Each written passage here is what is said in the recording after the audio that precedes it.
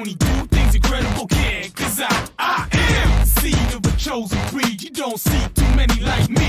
Cause I am one of the reasons you do what you do. When you wanna be me instead of you. Cause I am still on beat, showing love to the streets. Come on, you know me, cause that's who I am.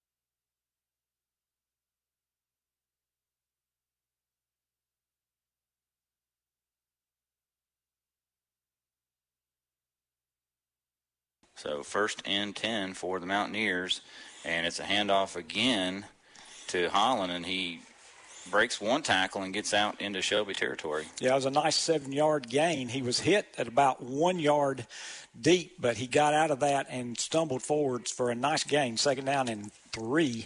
And this means the entire playbook is open. And so far what we've seen is the play-action game really hurting the Golden Lions because the Kings Mountain's 2 for 2 in passing. Yep, and I got to get into mid-season form. That was actually number 0 on the carry, and that was Robert Kendrick with 7 yards. And now 2nd and 3, Holland with the carry around the left side, and he's hit by L.J. Watkins in the backfield, may have lost a half a yard. Yep, that's going to be a 1-yard loss, so that's going to bring up 3rd down and 4. Big play for Kings Mountain. They're on the Golden Lion 48-yard line. So nice to see Watkins get in there and make a nice tackle behind the line of scrimmage because he's one of those new faces on that defensive front. 3rd down and 4.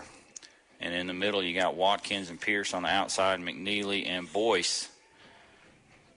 And they're shifting all around. It's going to be a pass play. Little John quick out. It's complete to Brown, and that's another 1st down. CSI Mechanical 1st down for the Mountaineers. So that's 3 1st downs for the Mountaineers, all passing. And Mr. Littlejohn is perfect on the night.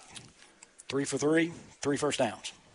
And that's to the 37, so that's an 11-yard reception for Brown.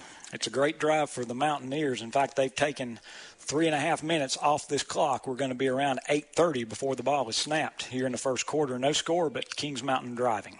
Little John this time in the shotgun. He'll hand it off to Holland, and this time it's Jay McNeely with the tackle at the line of scrimmage. Maybe fell forward for a yard. There's not been a lot of room in the middle for Kings Mountain to run. The one run where they did get good yardage, he got out of an initial hit.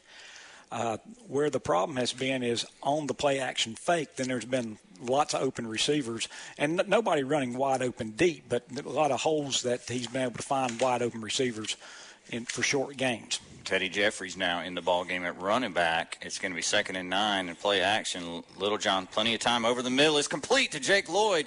Big hit from Tristan Tate, but it's a 1st down inside the Shelby 20 to the 19.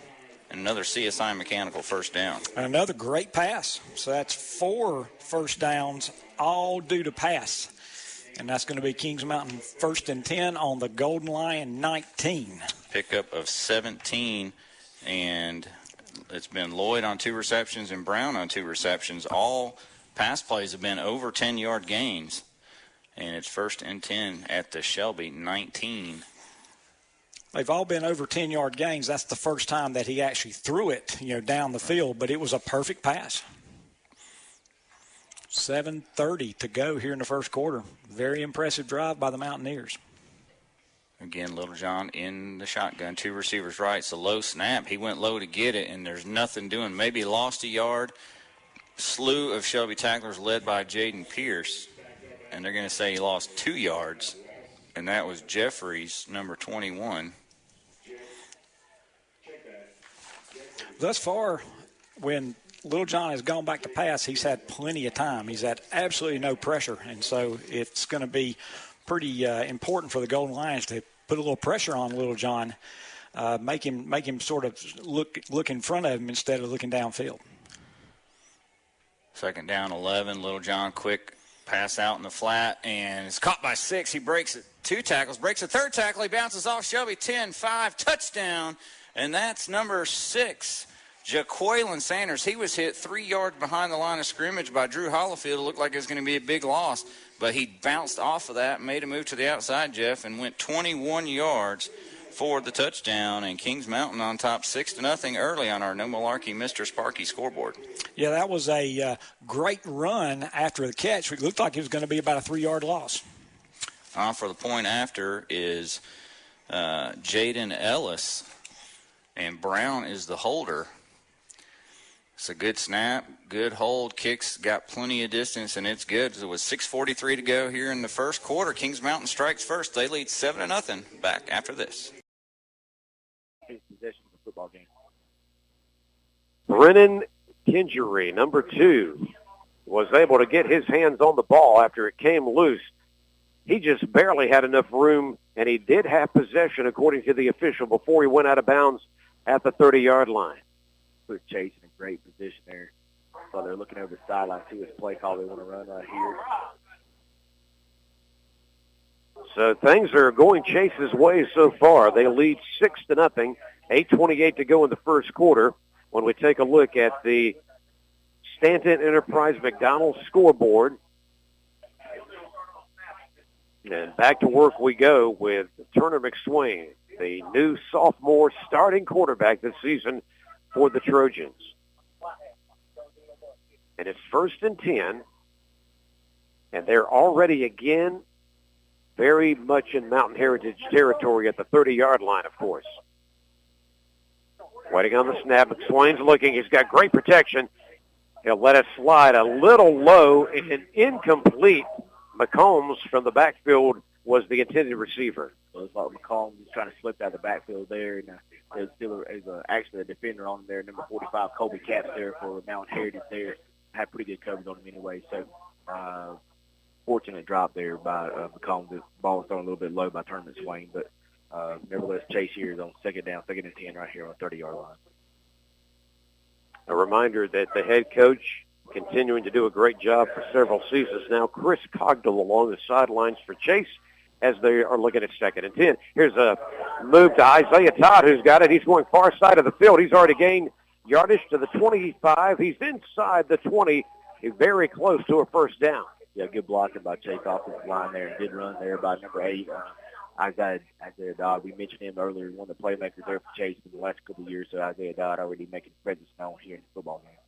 That was an 11-yard gain from the 30 to the 19-yard line. They pick up a Mi Poblito Mexican restaurant 1st down. Mi Poblito offering over 100 Mexican dishes with daily lunch specials. A lot of weapons for quarterback Turner McSwain to go to for the Chase Trojans. He's got double receivers to the near side. He'll go over the middle, and the communication was off. His throw was off as well, incomplete. Looks like Kingery might have been the intended receiver at the 10-yard line. Just trying to look down there and see what number that is there. I got my eye on him to see if that might have been actually looks like Tavon DeRisma there, but the ball was Willow was over to the end zone there. So they'll bring up 2nd and 10 now on the 19-yard line for Chase. If you're just tuning in, Chase immediately just took over in Mountain Heritage territory from the 45-yard line a few minutes ago, 2 plays, and then it was capped off with just a 7-yard run by McCombs. The extra was no good, 6-0. They're going to go back to the run. Mountain Heritage reading this one pretty good, maybe a 1-yard gain, if that, and that'll be it. Yeah, good job by Mountain Heritage up front there, and there's no room for Marquise McCombs to try to run through there. So they'll bring up a 3rd and long now for Chase. See what they come out with right here, Paul. Yeah, they're still at the 19-yard line. Again, things have gone their way so far in this first quarter. They have been on the opposite side of the 50. The good news on the Mountain Heritage side of the 50 so far. They certainly want to add to their 6-0 lead. We're under the 7-minute mark. They'll go back to the room. Here comes McCombs busting through. Everybody almost took it to the house. Somebody got him from behind. He's down at the 8-yard line. Look, he's going to be real close to the first down there. I'm not sure how they're going to mark it there. Yeah, JB, looks like he may have it from here, but like he said, we'll see. They may even have to bring the chains out. And we've also got an injured player on the field for Mountain Heritage right now. Like number 53, Ronaldo Velasquez there, junior, there for Mountain Heritage. Like he's able to come off the field there for Mountain Heritage. So hopefully not a serious injury for him this early in the football season. So the clock is stopped right now due to the injury. 6:47 to go in the first, and on the Stanton Enterprise McDonald scoreboard, Chase is up 6-0, and they're trying to add more. JB, here's another thing we didn't have a chance to get into in the pregame. Anytime you come into the first game of the season, as you know, that's when injuries are more likely, even the cramps. The good news is the weather is pretty comfortable tonight. Absolutely. It's not as hot as it's been the last few weeks here. Very good football weather to start the season off here at Chase. First and go with the 8. They'll go back to McCombs. McCombs with a one-handed grab of that ball. He kept it in his right hand the whole time, never had two hands on it, and he takes it in, and he's got his second TD of the evening. Yeah, very good run there by Marquise McCombs there. You mentioned there. To the right side there, Marquise McCombs slips in there and for his second touchdown of the football game. Last time they got a 7-yard touchdown. This time it's an 8-yard touchdown run. So Chase now leading 12-0 on the Rutherford County High School football game of the week right here on your True Oldies channel. We're glad you're tuned in tonight. Last time the extra point didn't go so well. We'll see if Brian Sixto can put it through this time. He's going to get another opportunity right here. But now we've had a delay of game, so we've had our first penalty flag against the Trojans this evening. That'll back them up 5 yards. That doesn't make the extra point any easier there. Back up just a little bit. He'll reset there to try to make this a 13-0 Chase lead. So here we go again after the penalty, just a few yards away. 5 more to put it through. Sixto's kick is going to go through this time, right through the middle of the uprights, and he took care of business. Let's give you an update on the Stanton Enterprise McDonald scoreboard, home of those world-famous fries. Chase now 13-0 over Mountain Heritage with 6:30 to go in the first quarter. We'll be right back. This is Rutherford County High School football on Downtown Radio. Whether you're mowing your lawn, hauling the baling hay,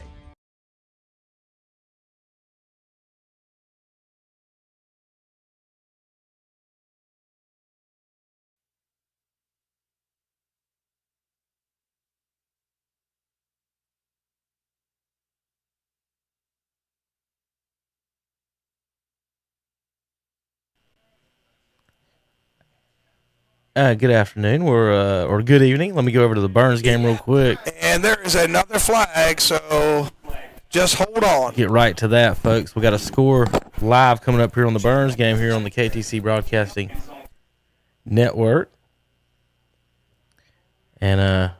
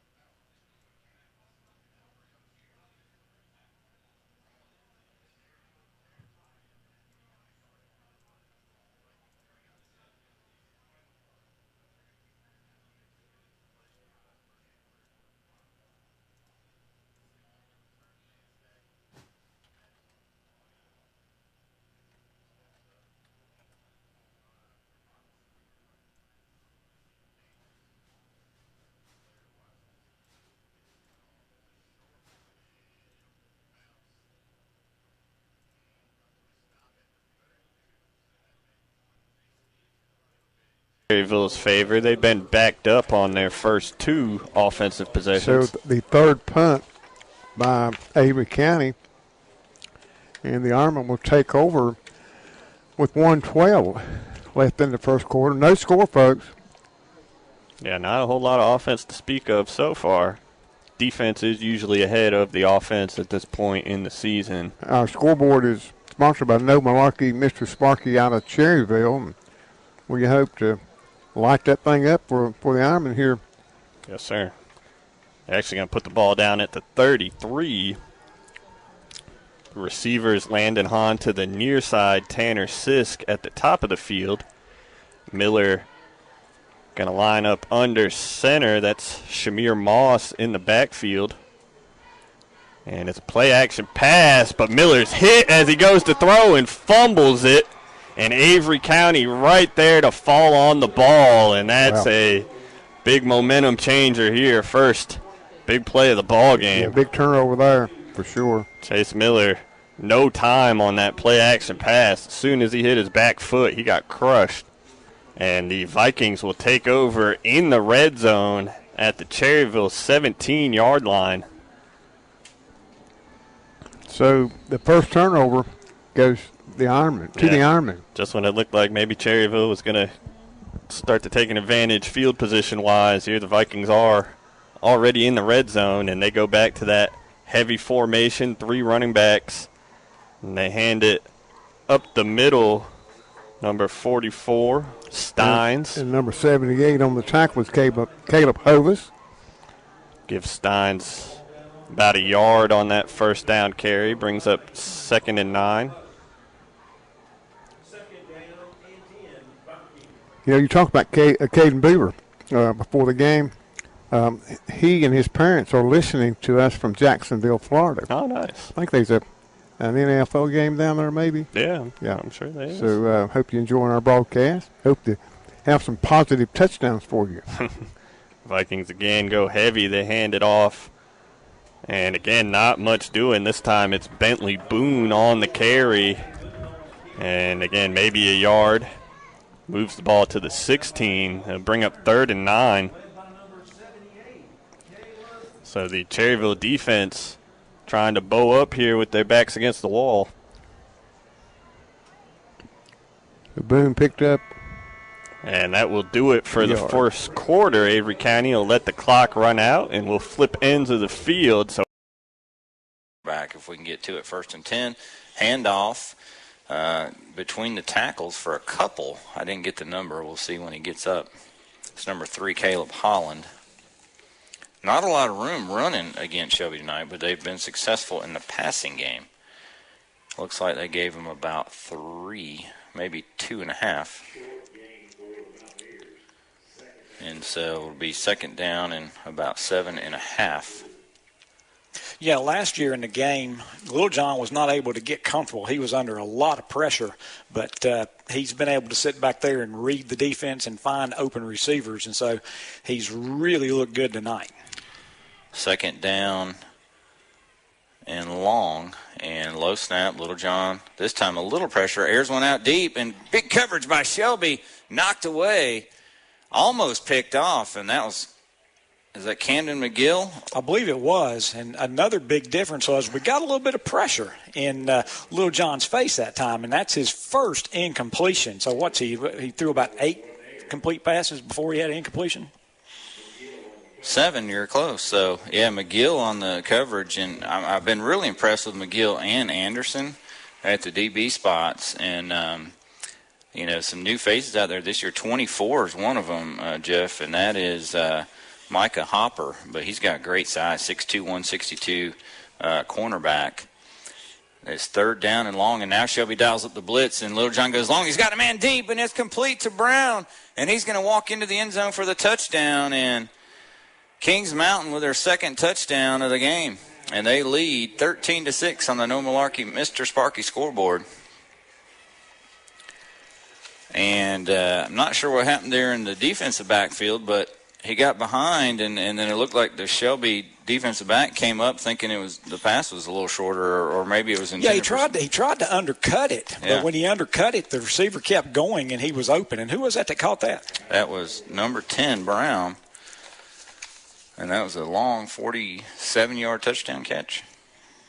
I think it was 52. And Ellis on for the point after, sponsored by Classic Ford of Shelby, and it's good. Kings Mountain leads 14-6 on the No More Lucky Mr. Sparky scoreboard. 20. So they're going to be backed up deep to start their first drive, Shannon. Yeah, but Burns, I'll tell you what, their kickoff team, they're athletic, and they can get down the field and get through.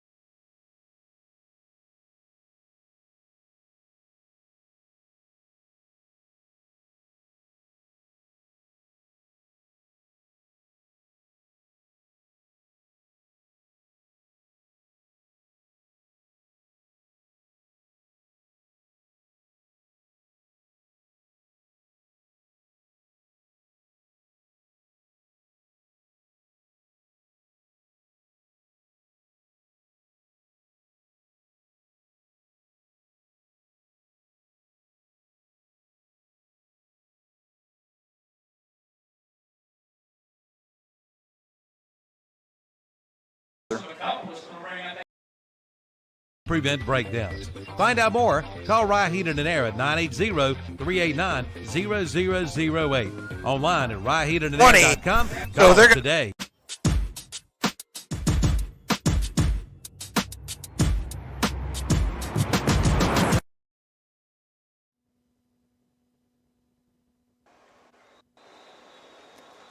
Back here at East Lake.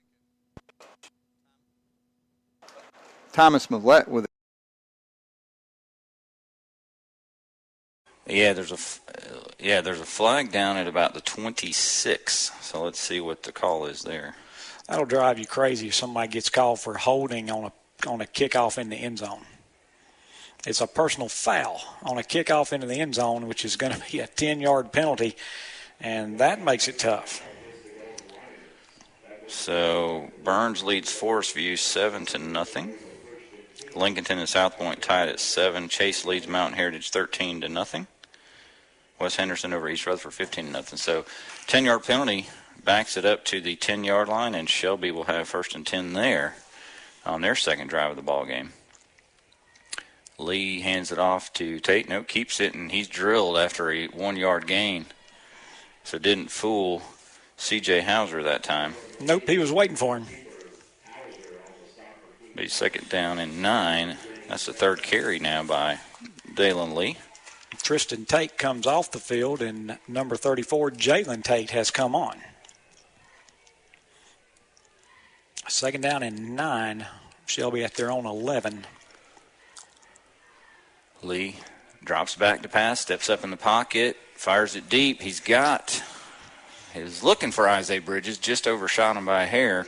Incomplete, and it's going to be 3rd down and 9 for Shelby. And he was getting hit in the chest when he made that throw. And, again, the big difference tonight thus far, Dalen's been under pressure and for Shelby, and Little John for Kings Mountain has not been under pressure. That's the big difference thus far. 3rd and 9 on the Shelby 11. Huge play for the Golden Lions. Yep, 9:45 to go, 2nd quarter, down by 8.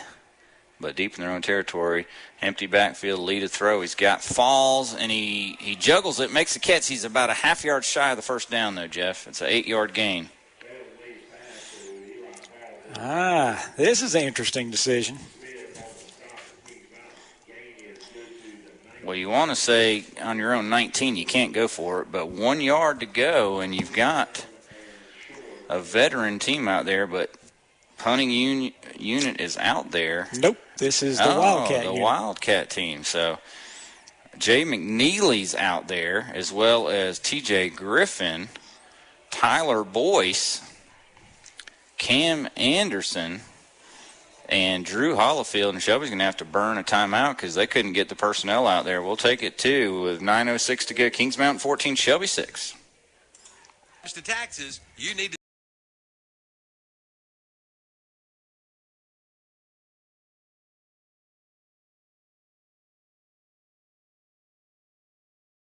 Pick up a three is going to bring up a 3rd and 4 for the Panthers. So they're going to be backed up deep to start their first drive, Ball's Chad. on the 41-yard line. I'll tell you what, their kickoff team, they're One wide receiver, athletic. everybody else And in they tight. can get down the field Man and goes in motion. Back to pass, throw, out in the flat, it's complete. Pass is caught by number 5, John Patterson.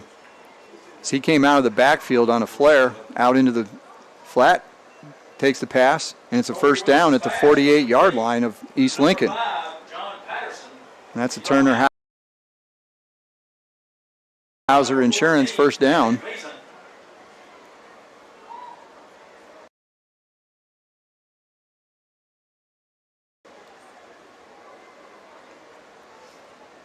Panthers 1st and 10.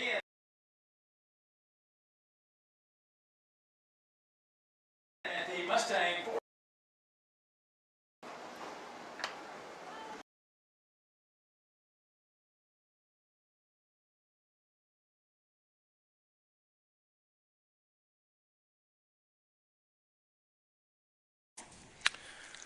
So now Shelby's defense needs to come up with a stop. They haven't stopped Kings Mountain thus far. They've got them in the 3rd down just twice, and both times Kings Mountain able to convert the 1st down.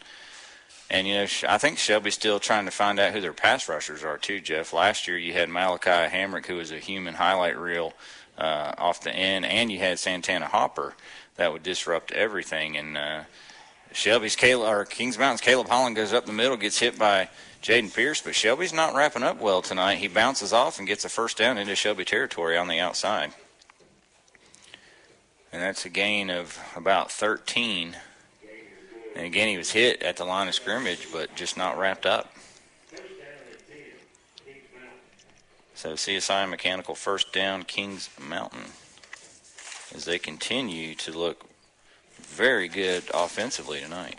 Yeah, and up until that play, it was mostly the passing game that's looked good, but that was a really nice run. Like you said, you got to wrap these guys up, and that's been 2 big plays that we look like we've had them, and they just hadn't wrapped them up. That ball was on the ground, and Little John had to go down to his knees to scoop it up, and it's going to be a loss of 4 yards as a result of that. And that's the 3rd time that's happened, but the first time they've called it, and I've wondered both times before that, Jeff, if his knee was down or not. It was close because he's squatting down to field it, and that time he squatted down too far. His knee touched, and it's going to be a 4-yard loss charged to Little John and bring up 2nd down at 14. So a little bit for Shelby at least, they were a little bit lucky there. Yep, and that's definitely part of it. What we really got to do is get some pressure on Little John. Crest leads Freedom 12-0. East Lincoln in front of High Brighton 7-0. And timeout Kings Mountain. We'll take it to 7:59 to go here. 2nd quarter, 14-6. Kings Mountain on the No Malarkey Mr. Sparky scoreboard. Walking on the offensive line. That's exactly what you see right now. I mean, Chase is, they're finding what works for them, and that's run the football and kind of get speed on the outside edges and do a good job of holding their block and be able to make those swing plays happen for the Trojans. Chase is going to take a timeout. We'll do so as well. Let's take a quick 1-minute timeout on that last series, but Armour was able to stop them in their tracks. So Ward going to line up in the shotgun here. Boland to his left. 2 receivers to the near side of the field. Play action, and he's hit, sacked in the backfield. So the Vikings getting a ton of pressure on the quarterback here in the early going. And we've got a Cherryville player down on the field. Appears to be one of the linemen. And I think it might be the center, Gage Vernon. I don't see him coming off the field with the rest of the team, so I believe that's who's down on the field being tended to. We're going to step aside for just a moment, and then when we come back, Very good defensive play there by T.J. Griffin, who had probably a better position on the receiver. The only mistake he made was, Jeff, he didn't turn around. He didn't turn around, yeah. And, in the NFL sometimes that's a penalty. Yeah, I was a little bit afraid that there could have been a flag thrown on that. We do have a change in the rules this year. You can now throw the ball out of bounds. You know, the grounding rules have been really loosened up a good bit, so it'll be interesting to see what kind of change that will be because the high school passing rules have been somewhat antiquated for a while. 3rd down and 14. Kings Mountain brings in an extra blocker at the H-back spot. Little John's going to play action it. He's got plenty of time. He's throwing it out, but this is intended for Brown and nowhere near him as it floats out of bounds, and that's going to bring up 4th and bring out the punting unit. First time tonight we've seen Kings Mountain's punting unit out on the field. Yeah, and again, that was a job of really good coverage by the secondary, but Little John, he could still be holding it right now. I mean, there was no pressure at all. Here is where, if you're the other team, you might not want to kick it to number 6. He is one of the most dangerous punt return men probably in the state of North Carolina or in a 5 or 6 state territory, Jeff. That's Isaiah Bridges. And the punt's away. Let's see if Bridges can come up and field it. He does not. It bounces out the 20, takes a big jump towards the Shelby goal line. It's going to be down at the 6-yard line. So that's going to be a 43-yard punt. That's a beautiful punt, and you've almost got to come up and field that. Yeah, I think the problem is Bridges was back way deeper than probably he should have been, and he had to come up too far. And I think he saw the defense coming and thought, if I come up here and field this on the run and muff it, it's going to be worse. So it rolls to the 7-yard line of Shelby. They'll take over there, but the defense comes up with a stop after the punt, and Shelby has a chance to go down and tie this one up with a touchdown and 2-point conversion should they try it. Lee is going to turn around and hand it off to Tate, and Tate's going to get a couple of tough yards. Now, that was a different-looking play than what we've seen from Shelby in quite some time. I mean, he had to run out to the left. That was reminiscent of when Peyton Manning was the quarterback for the Colts, and he was running out to get the ball to Edgerrin James out on the corner. Unfortunately, it didn't work very well. He got 1 yard. Yeah, it was definitely a play I don't think I've seen Shelby do in a couple of years. Yeah, that was a very strange. 2nd down and 9. And Lee's going to throw it. He's looking left, and now he's got pressure, and he's going to be sacked almost to the goal line. They're going to say he's at the 1-yard line, Jeff, and, boy, that was dangerous. Yeah. And it is. He's going to be just outside the goal line. And that's going to bring up 3rd and 16 after the 7-yard sack. First sack by either team. But, boy, it comes at a good time for the Mountaineers as they've got Shelby on the 1-foot line. And 3rd down and a long way to go. Eli Falls wide right along with Mylan Daniels. And Lee to throw, and he's going to air this one out over the middle. He's got Isaiah Bridges for the first down out across the 25 to the 27. Big play by the senior quarterback to the junior wide receiver. And he had time to make that throw. The play before, it looked like Falls was running open, but you can't find a guy running open when you got 3 guys in your face. No, 26-yard reception, CSI Mechanical first down, and gets Shelby out of the inside the 5-yard line. And now Tate on first down breaks a couple of tackles, and he's out across the 30 to the 33. Gets about 6. Yep. 6-yard gain. So excellent run there. And Tate's had a pretty darn good first half. Absolutely. 5:40 left here in the first half. Kings Mountain leads Shelby 14-6. And this time Lee pulls it out of the belly of Jalen Tate, and he's going to run for the first down. Took a pretty good hit there, but he gets 5. Needed 4. Another CSI Mechanical first down for the Golden Lions as they now out to the 38-yard line. There's a late flag that I didn't see come down. And maybe it wasn't late. Maybe I just didn't see it. And let's see. Well, it's way back in the secondary. So maybe Kings Mountain had an illegal substitution. Shelby's going to decline it and take the first down. Yep, that's exactly what it was. So we'll take the first down, and Golden Lions, they got to move the sticks first, but they'll 1st and 10 at the 38. Still plenty of time, 5:31 to go second quarter, but Kings Mountain clinging to a 14-6 lead on the No Malarkey Mr. Sparky scoreboard. Coming up at halftime, we're going to have the Carter Chevrolet Stadium halftime show. And Dale will need to throw it again. He's got Jakeith Hamilton. Can he break a tackle? No, but he got the first down into Kings Mountain territory. Pickup of 13. Perfect pass. Wasn't a lot of room, but Hamilton made the catch, and you're right. He came really close to breaking that. Had a guy hanging on his leg, and he was trying to shed him. But it's at the Kings Mountain 49, and now Jalen Tate with his first varsity carry, the 9th grader, loses a yard maybe. Maybe went in there a little bit timid. He was making sure he took care of the ball, Jeff, but he didn't hit the hole like we've seen Tate do earlier on. So I think another difference was I don't think there was a hole to run into. Yep.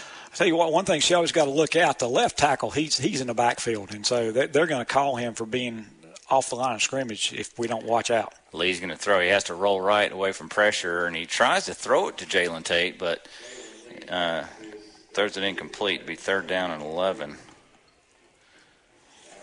And that breaks a string of 3 straight completions for Lee. And now Tate back in the ballgame, Tristan Tate for Jalen Tate. And those aren't the only Tates. There's 2 more Tates on this lineup. There's Keelan and Cameron as well. So it's 3rd down and 11. Shelby, 4:32 to go, second quarter.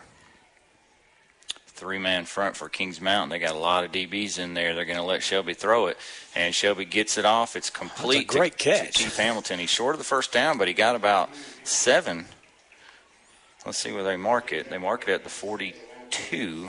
So he's only going to be 3 yards shy. I can give him 8 yards. I think Shelby's definitely going to go for this one. I think they definitely wanted to go for it the last time. They just didn't get their people on the field. This is interesting. 4th and 3, and they got the jumbo package out there.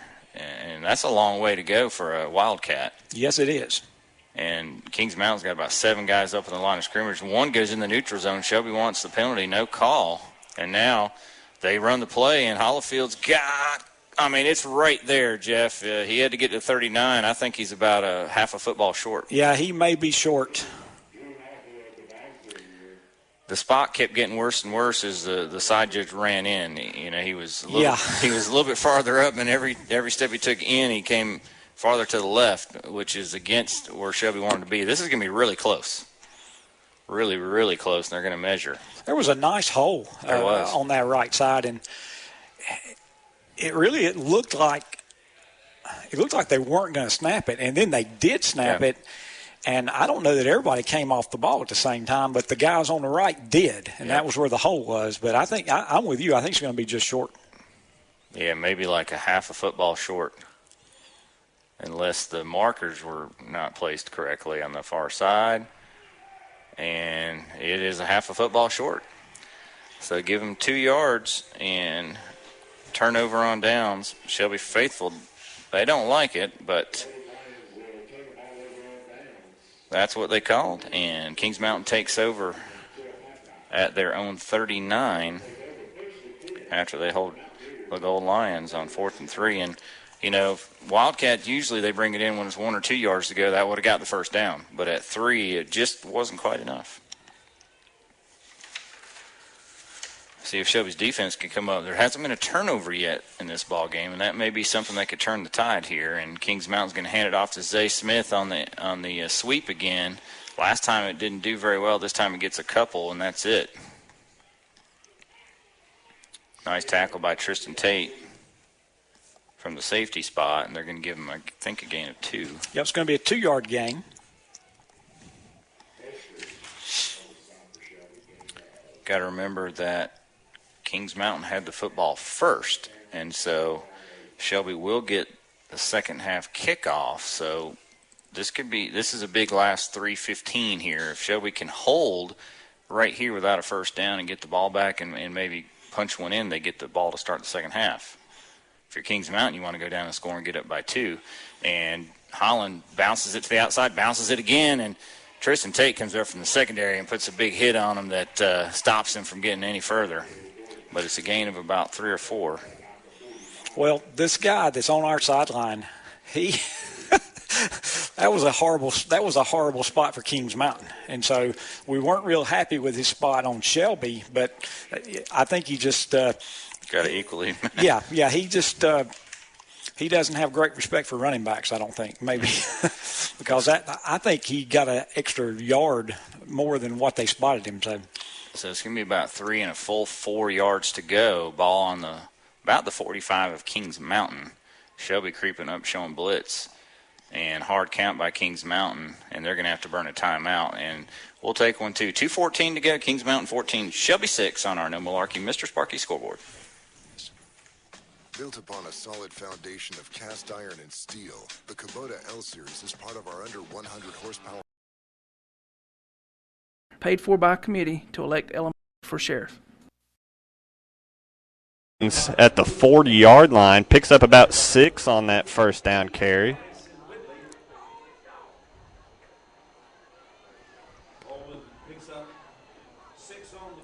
So it is Ward in the game at quarterback right now. Miller has his helmet on the sideline. A pickup of a long 6, Yep. almost 7. 2nd and 4. 2 receivers to the top of the formation. Ward, the quarterback, in the shotgun. Takes the snap and hands it off to Moss. Picks up maybe 2 on that carry.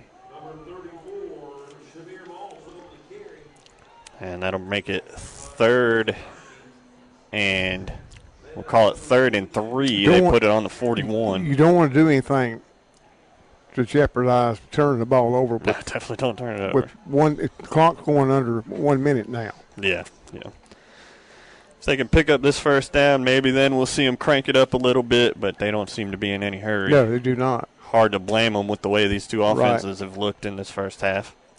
Got a wide receiver right, one to the left side. Miller back in at quarterback. He's in the shotgun, takes the snap, rolls to his right, pump fakes, and now he will go deep looking for Landon Hahn, but the pass is broken up by Latrell Baker. And that'll bring up 4th down. And no interference. No, that was great coverage. Only the 3rd pass attempt by Chase Miller. That will stop the clock at 32 seconds. Yeah, it's 4th and 3 for the Ironmen at their own 41. The Ironmen do have a timeout left in their pocket. I think they're going to keep the offense out there. And they will, so 4th and 3. You got 2 wide receivers to the left side, one of them being Landon Hahn. Miller in the shotgun, now rolls to his left. Again, looking over the middle, he finds Hahn this time and gets it across midfield. That's a Medical Center Pharmacy first down. Pick up what was that, 9 or? Yeah, they'll put the ball right on midfield, and Cherryville will call its last timeout. 25 seconds left before halftime. We'll be right back on WCSO. After here in the first half, so Kings Mountain's going to have to hurry to get a touchdown. Yeah, and that was Jeffries on the run, just his 2nd carry tonight. But Kings Mountain's done most of their damage in the air. Ball on about the 10, or about the 12 of Shelby. And under 30 seconds to go. Handoff left side, and there's Caleb Holland all the way to the 5. Kings Mountain's got 1 timeout, I believe, Jeff, and the clock stops momentarily, and they're going to mark it at the 4-yard line. 1st and goal. And that's an 8-yard run. 1st and goal at the 4. And handoff to Holland in the middle, stacked up. It'll be about the 3, and Kings Mountain's going to take a timeout. And that's their last timeout. We'll take it to 10 seconds to go. Kings Mountain knocking on the door. Back after this. The automobile rates have never been better than now at Reed Lindsay State Farm Insurance Agency in Shelby. If you're in the market for automobile insurance, now is the time to see Reed Lindsay State Farm Insurance. Their mission is to help people manage the risk of everyday life and help you recover from the unexpected and realize your dreams. You'll find a friendly staff that will work hard for you and your insurance needs. From auto to home to property to life insurance and more, see Reed Lindsay, State Farm Insurance Agency, 1671 East Dixon Boulevard in Shelby. Open 9 to 5 Monday through Friday. Online at reedlindsay.com. You've been asking for them. Now you've got them. The new white kitchen cabinets. But that's not all. Oak cabinets are in stock as well. All at the Roundup store in Shelby. Give your kitchen a new look with the new white cabinets from the Roundup store. Made of all wood and in different sizes. Come in and see for yourself. And see Mike Trent about your door and window needs. Plus, you'll always find rent-to-own storage buildings voted best of Cleveland County. The Roundup store, 1610 East Dixon Boulevard in Shelby. Online at roundupshelby.com. Call 704-482-7431. They come back out, and the Shelby coaching staff decides to play the chess game, and they call a timeout. We'll take another quick break. It's still 14-6. Kings Mountain, 10.9 seconds to go here in the first half. You know, for 41 years, S&M Sports Shop in Shelby has been serving our area with the finest in sporting goods. That's why they're known as the Athlete's Choice. And no one knew it better than our old friend, Dan Greer. S&M is also your team outfitter for all local schools in whatever sport you play. They have letter jackets for all local high schools. Plus, S&M is your headquarters for Oakley Sunglasses. For all your athletic needs, go to S&M Sports Shop. They're located at 707 South Lafayette Street in Shelby. 10.9 seconds to go here in the second quarter. Kings Mountain at the Shelby 3-yard line. It's second and goal. No timeouts left for Kings Mountain. One timeout left for Shelby. Boy, the Shelby defense really needs to hold here, Jeff. Kings Mountain punches this one in. They could go up by 2 touchdowns. Little John snaps, throws it quickly, and they got number 0 out of the backfield, and that's Robert Kendrick. He wasn't even looking when Little John threw the pass. When he turned around, it landed right in his hands. No Shelby defender anywhere near him. Just turns around into the end zone for the touchdown with 7.5 seconds to go. Kings Mountain 20-6 over Shelby. Called a 3-yard touchdown reception, and that's a numbers, tax, and bookkeeping touchdown. And Lamont Littlejohn, 3 touchdown passes here against his old school. Yeah, he's looked excellent. And with 7.5 seconds left, Kings Mountain has a big, big lead. Getting ready to add one more point on via Ellis's toe. Kings Mountain JV squad defeated Shelby's JVs last night too, Jeff. Big, 35-6. Ellis's point after is perfect again, and that classic forward of Shelby, PAT, his third, makes it 21-6 Kings Mountain. Shelby with just 7.5 seconds to go here. We'll be back after this. The 30th anniversary sale continues at Essener Auto Sales in Shelby. Come check them out all year long with some great anniversary specials. Find out how easy it can be for you to be one of their satisfied customers. Yes, 30 years ago, Susie and Richie started Essener Auto Sales, striving to give you the best deal possible on a quality pre-owned vehicle. See them today at 417 South Post Road in Shelby, online at srautosales.com. See their page at whatsupshopper.com and like them on Facebook too. That's Essener Auto Sales in Shelby. Welcome back. Time for a Jammin' Jay's Pizza Factory kickoff by Ellis of Kings Mountain. He's kicked the first one into the end zone for a touchback. Let's see if he can do the same here, and he may even elect to squib this one and run some time off the clock. There's just 7.5 seconds to go here in the first half. A half where Kings Mountain has really dominated the Golden Lions. Absolutely. It's been a great half of football for Kings Mountain. It is. It's a pooch kick. Shelby's going to have a fair catch on the 25-yard line. Yeah, so Eli Falls makes the fair catch, and what that does is it gives Shelby maybe a play to go deep. Ball's on the 25-yard line. It's weird. It's a very fast-moving first half. Shelby only had the ball 3 times. This is just the 4th. And, you know, sometimes we're used to seeing Shelby score 5 touchdowns in a half. They only had the ball 3 times, and that's because Kings Mountain had such great ball control, Jeff, just turning out first down after first down for 3 touchdown drives. Kept the Shelby offense off the field. Kings Mountain in a prevent defense. They had 12 guys to begin with, but they dropped one back. And Lee fakes the throw. Now he's going to air one out. He's got Jakeith Hamilton near the sideline. I believe he makes the catch with 1.5 seconds to go, all the way up at the 46. So it's a 21-yard gain. And I guess what it does is it gives Shelby a chance to air one out to the end zone. You never know. Maybe even get a penalty. Hamilton with 5 catches now in the first half. But Shelby just was 6 points on the No Malarkey Mr. Sparky scoreboard, a team that averaged 47 points a game last year.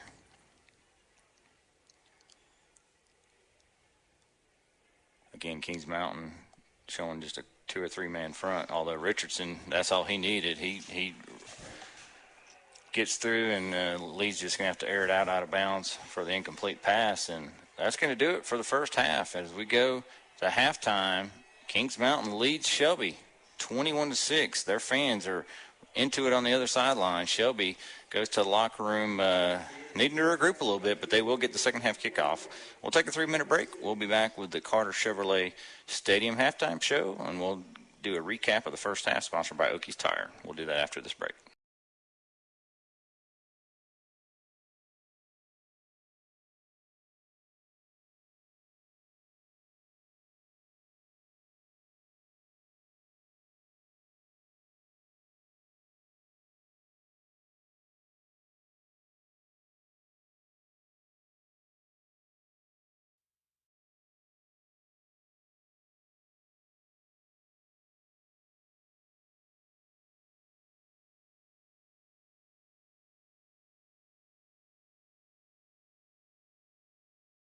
All right, folks, welcome to the broadcast. Of course, week 1 wouldn't be week 1 of football if we didn't have any type of technical difficulties whatsoever. Thanks for staying tuned up at Burns and folks there, and tune in with us. Dennis and I really haven't got into the scores yet, are doing our best. So to entertain you guys for a minute while I round up some scores, how about we just go through some highlights, Dennis, because I know that's what everybody cares about. Works for me. All right, so this is the touchdown, made it 21-6. Let me get this off your guys' screen here. Kings Mountain leads, Dennis, 21-6. Surprise. Over the Shelby Golden Lions right now. Let me make this really big for the folks at home. I understand ball control on the offense has allowed Kings Mountain to keep the ball away from Shelby, thus playing into the 21-6 score. Okay. Let's see. I'm going to bring this down just a little bit. Audio on the side. You folks can see that at home. There's a little pass to the right side. Made it 21-6. How about East Lincoln and High Brighton? This is 22. I need to make this smaller so I can see myself. How about that for you folks there? A little on-air editing. This is Mustangs going up 22-8. Another pass the other side of the field.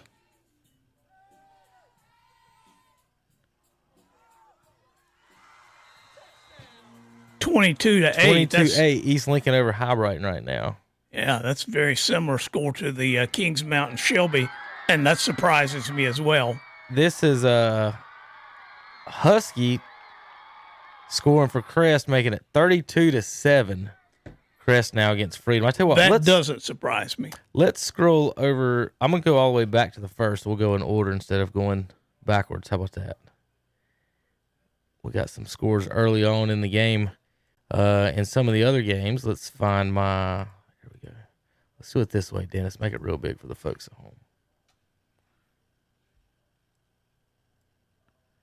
home. Like I just said, Kings Mountain up 21-6 right now. Crest up big time as well. All right, let's go through the highlights for the folks on the radio. This is West Lincoln. Whoops. West Lincoln going up early. We'll get all this settled by next week, nice and smooth. I'm doing my best here. I probably should make them. Let's go big screen on that. Let's see how that works better. But this is West Lincoln scoring first. Dennis to take the lead against North Lincoln. They won 14-7 last year. Yeah. I think I predicted West Lincoln early on. Some people, however, were not picking West Lincoln. they were going with the opponent there. Yeah. But I felt like that West Lincoln had a stronger team all around. I want to get this settled here in a second. Been doing so much other stuff trying to get everything else settled, Dennis. You have had your hands full tonight, lost, Kevin. I just lost the video. Window capture 2, of course. But anyway, let me shut them up for a second. Dennis, Crest up 32-7 right now, big time. Freedom and High Brighton getting destroyed right now. That's two names in the past that you could have named are pretty big teams, Dennis. What's going on with those two? Do you know? Well, we were talking in the pregame show with Shannon about the fact that West Caldwell, I'll be interested to see their score because in the past, the High Brighton team has been made up of a lot of the West Caldwell players who are right there on the line, and they chose to go with High Brighton. Some of those players have graduated, not there anymore. So High Brighton is sort of back to playing with really, the cards that they've been dealt. Okay. And so that could explain their situation as well. Now, Freedom has got a new coach, former guy that was down at Shelby, and they're supposed to be improved. I think the problem up there is you develop, we talk in football all the time about developing a culture.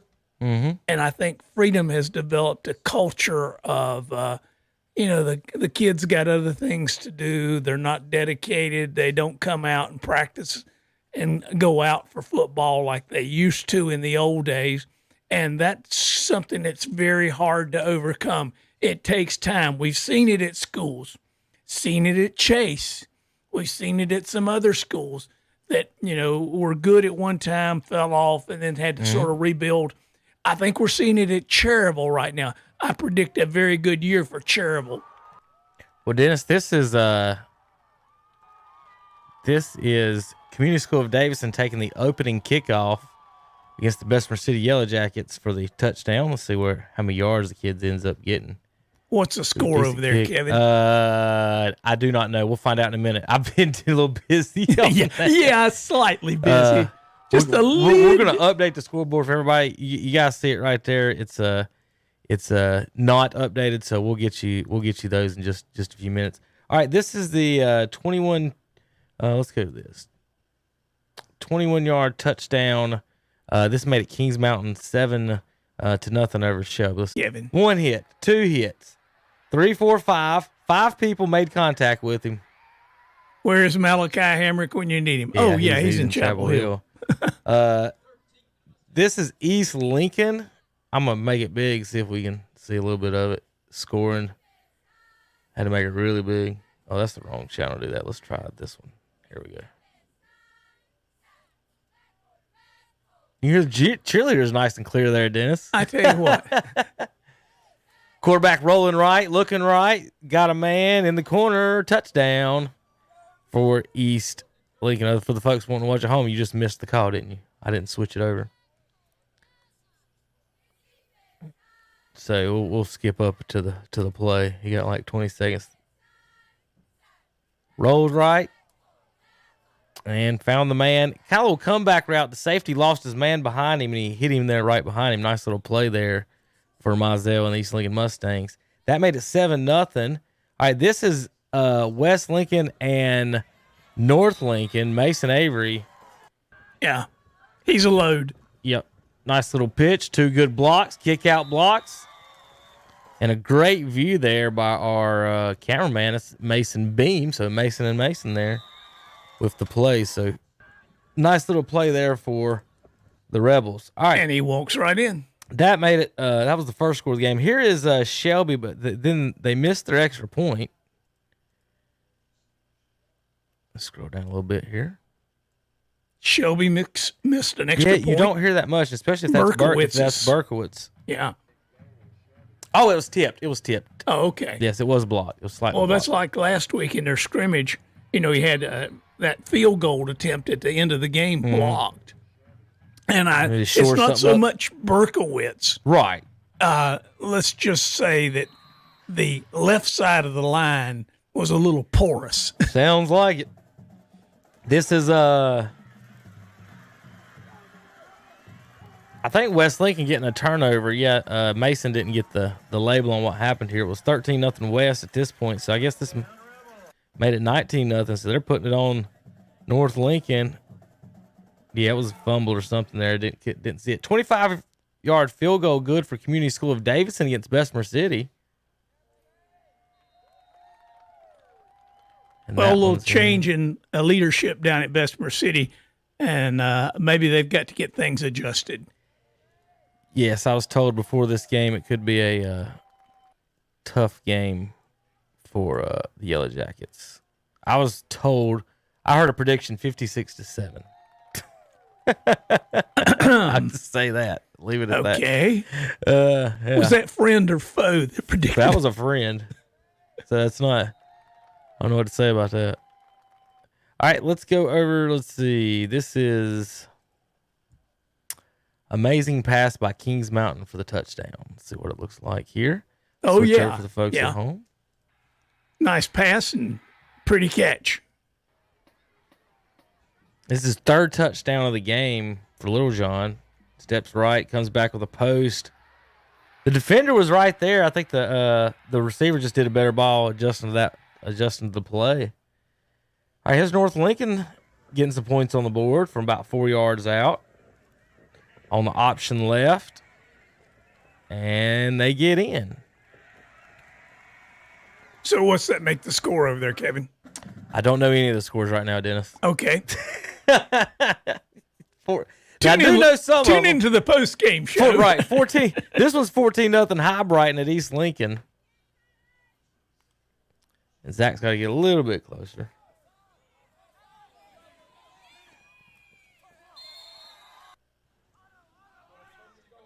Nice little pass there.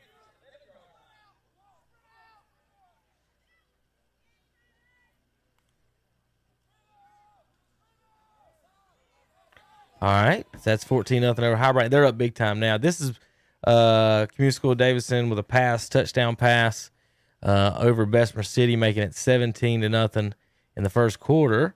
Touchdown High Brighton East Lincoln 16-8.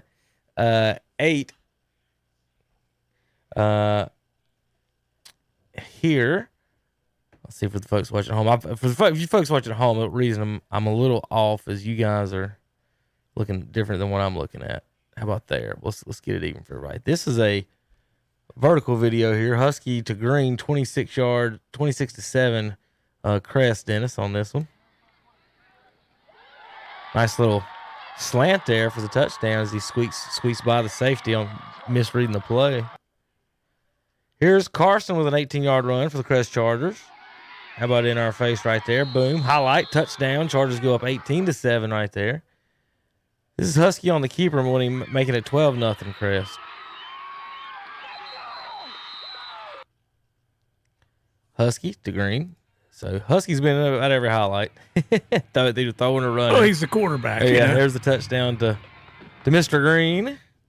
70-yard touchdown pass. Community School of Davidson leads 25-0 over Bessemer City. Let's see if we can see this one. Big passing score. I don't know why that keeps going so big there.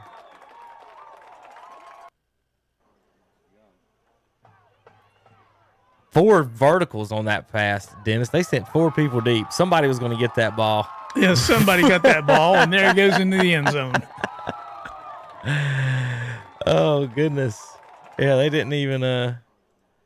Didn't you play defensive back at Bessemer City at one time? In Cherville, yeah. Have you got any eligibility left? Maybe No, I'm too fat to play for that. But, a lot of it is, I don't know, as far as that goes, I see a lot of people, mental mistake, Dennis, is like wasted energy on the defense. Like, if the quarterback's not looking your way, you don't have to be 3 inches from the guy, because the closer you are, the easier it is for him to shake you. Yeah. So I'd rather be 3 or 4 yards away, let you make your move, and then react. Because whatever move you make, if I know the quarterback hadn't thrown it, I like to keep an eye. I like to keep the quarterback in the eye.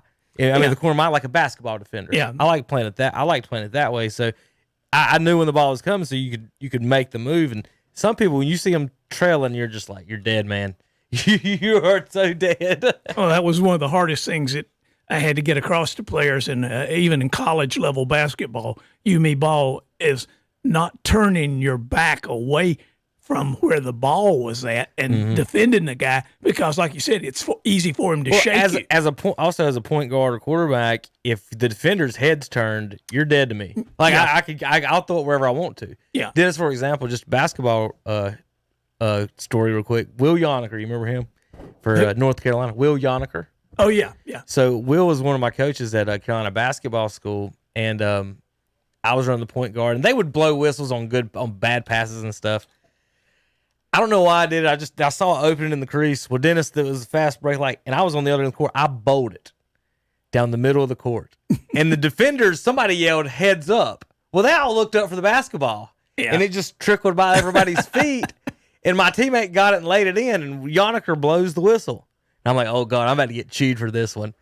Hastings, that's one of the craziest passes I've ever seen. By God, that was awesome. And, he's a hippie. So he started off like he was going to say something bad, and he said, that was awesome. And he looked at the defense, and he said, he railed into them about being stupid and dumb and paying attention. That's what I mean. Like, when you turn that back, you're dead meat. You came Who's out. not on? Okay, give me a minute, folks. We'll get back to you some action. I gotta play some audio. JP's yelling at me for a second. Let's get back to some play on KTC. Well, you came out better than I did. Terry Holland told me I was the worst player he'd ever saw. All right, we're going to go to Cherville for a few minutes, guys. Punted away, that is. The Ironmen accumulated 2 first downs, and they punted also 3 times. 3 returners back for the Ironmen. That's Hahn in the middle, Colin Huss, and Austin Clinton to either side of him. They go right down the middle. Hahn takes it at his own 19, and he's got a lane. He's out across midfield, just the kicker to beat, and the kicker holds on just long enough for the troops to rally, but that is about a 50-yard return for Landon Hahn. I believe they're going to spot it on the Viking 30. It's like the 31 is where maybe the official's standing. Almost took it all the way. So that's 50 yards exactly. He caught it on the 19, takes it out to the Avery County 31. We just mentioned the Ironmen hadn't snapped the ball in Vikings territory in that first half, and here they go. Landon Hahn, that's why he was our Bennett Insurance Agency player to watch. That's right. So Cherryville comes out. Hahn, the receiver at the top of the formation. Bryson Sigmund to the near side of the field. Looks like Miller will line up under center to take the snap. And he hands it to Bolin up the middle, who bounced off one tackler but then gets brought down. I think they're going to give him positive yards, maybe. Looks like it's kind of right on the line of scrimmage. Yeah. I thought maybe it might give him a yard, but no gain on the play. All right, back to our Carter second Chevrolet and 10 halftime now. show. Got about a minute. Avery County's had plus field position a couple of times. Haven't been able to do anything with it. We'll see if the Ironmen can put some points on the board here to start the third quarter. Crest over Freedom 32-7. East Gaston 15, North Gaston 8. And now Henderson 2 receivers to the near side. That's Tanner Sisk and Bryson Sigmund. Team last year, Jeff. So Miller back under center. Playing South Point at halftime over Lincolnton 14-7. Reidsville. Nice little cutback. He picks up about 4 or 5 on the carry. Again, about a minute tackle to kick off. Asher going to kick it off Hartzog. and so they'll give him 5. They put the ball down on the Avery County 26-yard line. So 3rd and 5 coming up for the Ironmen. Panic. Let's take this kickoff. 6 move carries downfield. Let's get a score. Miller for 17 yards. Let's get another score, and we're right back in the ball game. Nobody on neither team is. It's just a matter of gained a lot of yardage to this point. Done really Tanner well. Sisk They've wide made right. good calls. They've made good throws. They've Hahn. made good catches. Hahn They've run the to ball the near somewhat side of the effectively. field.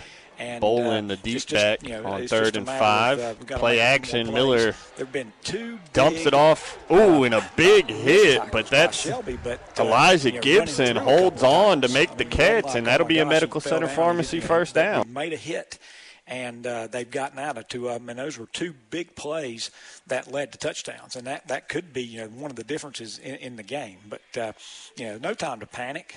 And, just do what you do, because if you start worrying right now and start saying, oh, my gosh, we've got to score immediately, then it can really snowball on you. Yeah, absolutely. And so, and I've never known the Golden Lions to panic. I mean, they've been in these situations before. They like being up by a couple of touchdowns, but you got a couple of guys back there getting ready to field a kickoff, and Jakeith Hamilton and Isaiah Bridges and Tristan Tate. How about the kickers in this game, though? I mean, there've been 4 kickoffs in the end zone, yep. And then the only kickoff that wasn't in the end zone, he kicked it. He did a sky kick just to make sure they didn't get a return. So.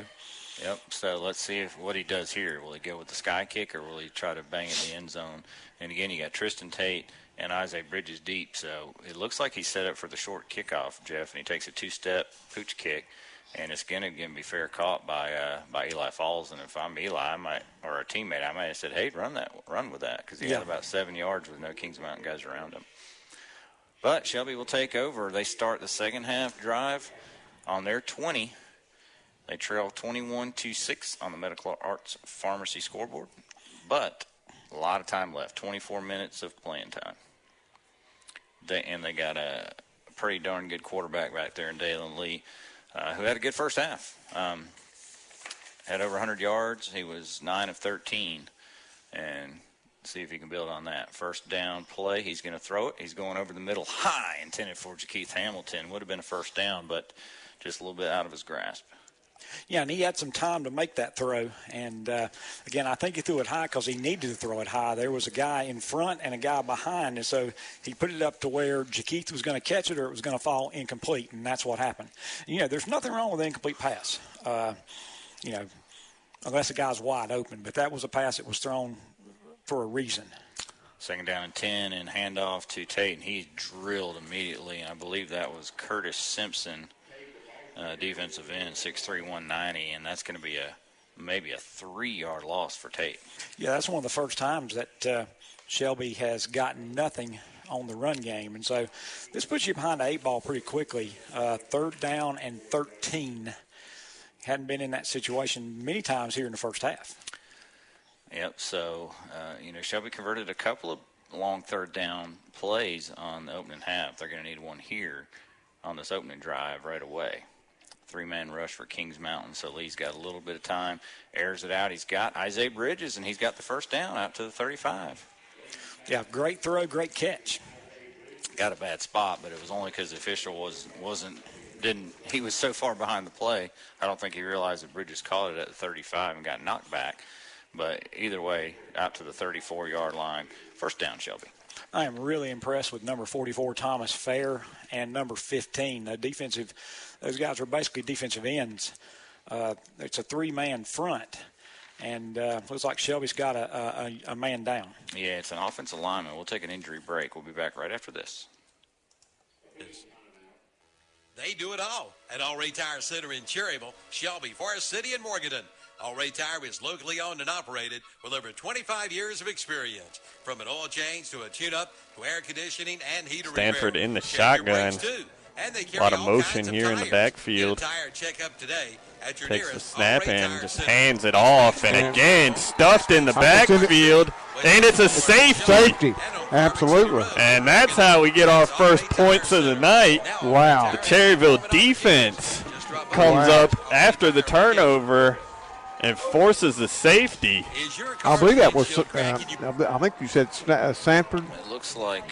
Stanford, the quarterback. Maybe Fumble. Houston, the injured And goal so line. the Ironmen now lead it 2-0 on the No Malarkey Mr. Sparky scoreboard. Are you sure we're not still in baseball season Well, I today? think we are. Yeah. There a couple of times. Wow. That's a baseball Couple score, times, 2-0. Replacing the injured player, but it's first and 10. And so the Ironmen will get the ball now. That was a 17 coming off the punt from Bridges, Avery now County pass out after to the Bridges safety. flat. Did you see who And then picked tried it to up? run after the I catch, did. just gets a Well, little bit. I don't know who Yeah, made the whereas tackle in first the end half, That's what I mean, Yeah, I'm we not got a sure really who good was in there block on the out there, and tackle. we It was weren't on the able far to side. get as good a block, and so Isaiah still got 4 yards out of it. Vikings got no push on that run play. No, they Second and did not. 6, and now 4 catches for So now they'll have to punt it away to the Ironmen from their own 20. 4 for Bridges, 2 for Falls. The 3 Cherryville returners set up receiver yet to at their own 35. The stat sheet. And now move up to about the 40, so should be some good field position. Should be good. Time he steps Yeah, up in the absolutely. pocket, he's going deep. He's With, got Bridges behind the defense. He's 8:21 got left it. And he's going to go into the a end baseball zone. score, 2-0. Touchdown, Yeah, 2-0. Shelby. And there's what we're Hahn wanting to takes see, it at his Jeff, own and that's 45. Had a big Isaiah return last time, and now he's trying to get the edge. He's got stiff blocking. arm. He's inside the 20. Brought down inside the 15. Got a flag down also. Yeah, right around the area where the tackle was that made. Bridges? Yep, And Hahn is down 3 straight on the catches. He field. gets Just took his 17, helmet off. He is 4, and then in some 62 pain. and a touchdown. Ball on the And, 15. what a pass, too. I mean, that Make was, it he had maybe 2 steps, 14 and yard that was line. in I wonder if stride. there's a face He caught mask it or a horse perfectly collar with maybe on the his hands tackle. I think it outstretched, might be the horse and collar then just penalty. ran in the end zone. And if so, that'd put the ball inside defender the dove 10. and got his foot and tried to trip him up, but he kept his balance and got into the end zone. Now on the PAT, we've got a penalty flag. Not sure And, they haven't we'll see if it's signaled the Kings call. There's Mountain. 2 In fact, flags.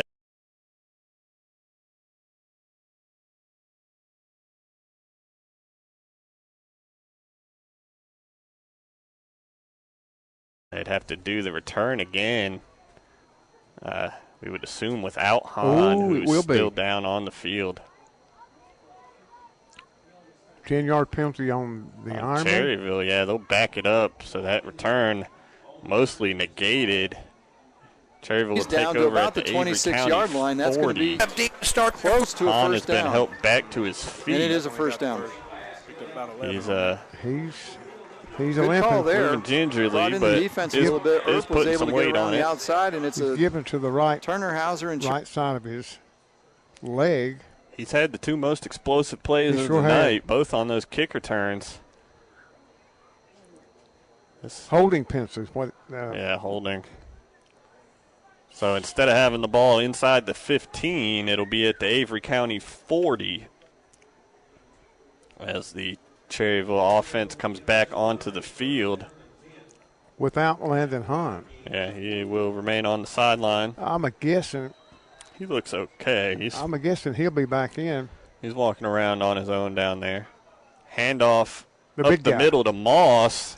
Drags some tacklers out to the 35. Yes, Shamir Moss will pick up maybe 5. Yeah, give him 5 down to the 35. Yes. He's a nice change of pace Yes, in that it was. backfield back there. He's carried the ball 3 times. It's physicality. For all 3 times positive yards. He has 11 yards on the ground, 3 carries. So 2nd and 5 now. Wide right is Colin Huss. I believe it's Tanner assists to the near side. Yep. Gibson and Moss to either side of Miller in the shotgun. And he fakes to both. He'll keep it himself off of right tackle. And here comes a flag in toward the end of the play. Looked like Miller got it down about a yard or 2 shy of the first down on the carry. I'm thinking it may be an Ironman hold. See if we get the call here. And it is going to be another hold on Cherryville. Wow. That's the 3rd one in this 3rd quarter, I believe. That's 6 penalties for 45 yards. So pretty Only clean. 1 penalty. For Avery County. For Avery County. So that'll make it 2nd and 12 now for the Ironmen. Ball at the Avery County 42-yard line. Bryson Sigmund, one of the receivers, along with Sisk, I believe. Miller looking to the sideline, maybe changing some things up. I see Landon Hahn walking that leg injury off here on the sideline. Miller takes the shotgun snap, rolls to his left, evades the pass rush, does it again. Now Blocking goes the back. back. He's going deep. He's got Sigmund, but overthrows him. Pressure right in his face on the throw. Unable to link up with Sigmund there, and that'll bring up 3rd down. I thought I saw him blocking the back on the Ironman, not called. Miller's been running for his life back there. He has. He's elusive. He is. He's hard to bring down. Hahn does have his helmet back on, and Was that Bryson Sigmund, number 3? Yeah, that's who the intended receiver was. Sigmund will come out, and Hahn will come back in for Cherryville. 3rd and long, 3rd and 12 at the Avery County 42. Hahn to the near side. Sisk at the top of the formation. Campbell in the running back. Miller under center, drops the snap, but picks it back up. He'll lose 2 yards. And that'll make it 4th and 14 now. And I believe the punt team will come onto the field. Going to have a new punter. It looks like Hahn is going to take this one off. I saw number 21, Weston Bowers, come in. Looks like 54. It will be Justin Hauser to punt the ball. Yep. So Hahn now on the sideline getting that right leg stretched back out. He'll be back in. Yeah, he came back in for that 3rd down play. There's really no point making a punt when he's got something nagging him in his leg. That one nearly blocked, but he gets it off, and it's a good one. It's a great punt, yeah. Yeah, he deads it right at the 12-yard line, so pins him inside the 20. Good job there by Justin Hauser on his first punt of the night. So with 6:02 left in the 3rd quarter, Cheryl Lyman, 2. The Vikings of Avery County High School, 0. Yeah, we're about midway through this 3rd quarter now. That's a kind of unbelievable score. Only a safety, the only scoring so far. I'm thinking I'm at Keeler Stadium, Veteran Field, and Chevy watching a World Series game, which is a good baseball game, but it's football. Yeah, it's football. Vikings. Yeah, how about that shout-out to Michael Parker once again? Absolutely. Great pregame meal. Delicious. You whooped yours down. Oh, yeah. That hamburger steak I had was delicious. Absolutely. All right, we got wide receivers to the left and the right. Two to the left side and 1 to the near side. Stanford in the shotgun, and we got a delay of game before the first snap of the possession. And I was just getting ready to say, I could not believe that I've only put a 10-yard penalty against the Vikings. There's 5 more. Backs them up inside the 10. 1st and 15 from the 8 now. Stanford takes the shotgun snap, drops back, goes deep, and broken up. Good play there on the outside. I believe that's Ward on the coverage. Great coverage, matter of fact. Absolutely, step for step with, I believe that was Latrell Baker, the receiver. He has targeted 1, 2, 3, 4, 5, 6, 7 different receivers tonight. A lot of options in the passing game for the Vikings. 35 total yards through the air, as will Stanford. After that incompletion, it's 2nd and 15 for the Vikings. Incomplete pass stops the clock at 5:54 here in the 3rd.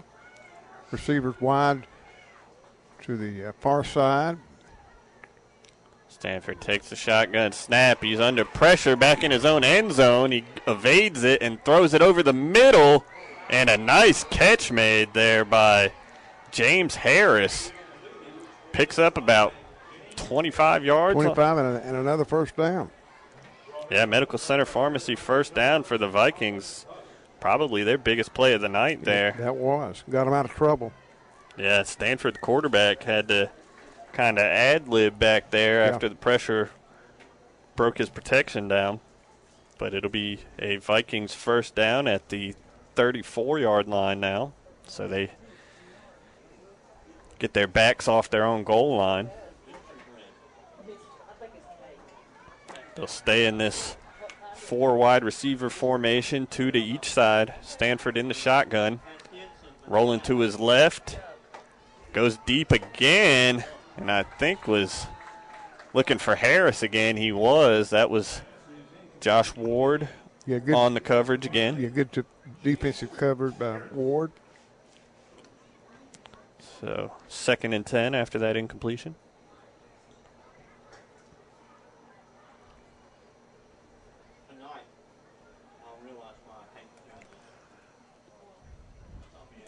With the incomplete pass, folks.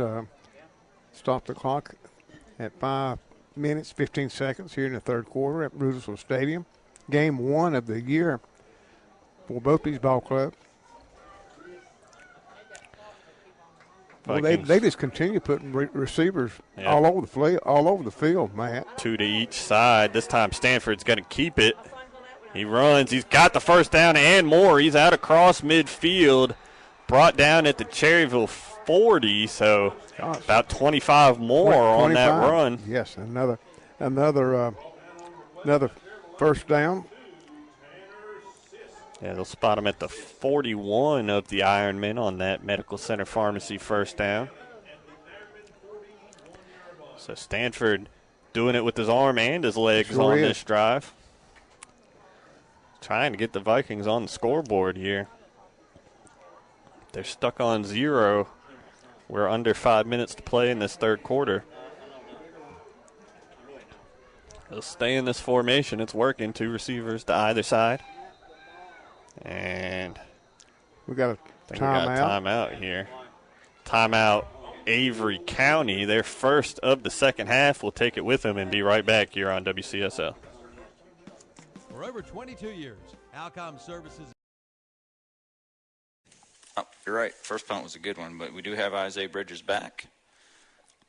And snap, Shelby elects not to rush. And really good punt, and Bridges is going to have a chance to field it. He does at the 34.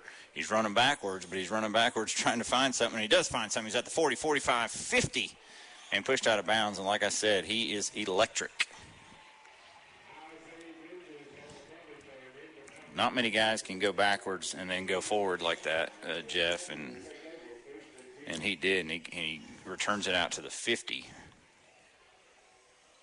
So that was a 34-yard punt, and then I'm going to say it's at the 48. You're right. 7:41 left here in the third quarter. So Shelby at their own 48. Trail 21-13 on the No Malarkey Mr. Sparky scoreboard, but gosh, still 7:41 to go in the third, and as fast as the first half went, this third quarter's going at a pace Shelby likes. And Lee's flushed out of the pocket. He's going to be sacked back at the Shelby 39 or 40. That's a loss of about 8. So that time, no time at all to throw. Can be second down and call it 18. Second time, Lee has been sacked. The first time was back near the goal line, and then he came back and threw a big third down conversion pass. I've been really impressed with the defensive ends for Kings Mountain. Number 15, that's A.J. Richardson, and number 44, who's been playing some defensive tackle as well, Thomas Fair. They've been really good up front. Second and 18, Lee again throws, again pressure from the outside. He's going to roll right, and he's got a flag out. That might be a hold on the golden lines, and this could be a second and forever. Flag back at the Shelby 36, so it's 4 yards behind the line of scrimmage. And that is the call. This could be another about 14, almost 15-yard penalty.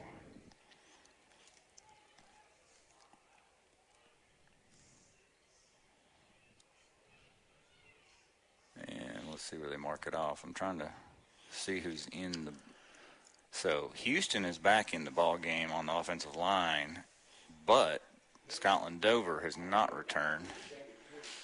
It's Denoris Gist out there. So that's a 14-yard Butler's Tire and Auto penalty, and it's still second down, Jeff, but it's second and 32. And Lee's going to throw it. He's got Hamilton. This is going to get some of it back. He's trying to make a move, and he gets a couple extra out to the 36. So he gets about 10 back. So now 3rd and 22.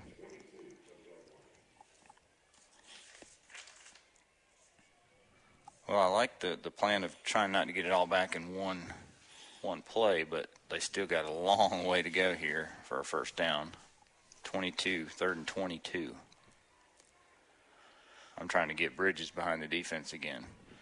Well, you can get Bridges for 10 yards and up a seam after that. In fact, if he had turned straight around, he could have gone up the field a little bit, but what he did was fine. Yeah. And Lee's going to throw it. He's going down the left side, and that might be a hold on Kings Mountain. Yeah. There's the flag. They had Mylan Daniels had done a stop and go, and the Kings Mountain defender just grabbed him.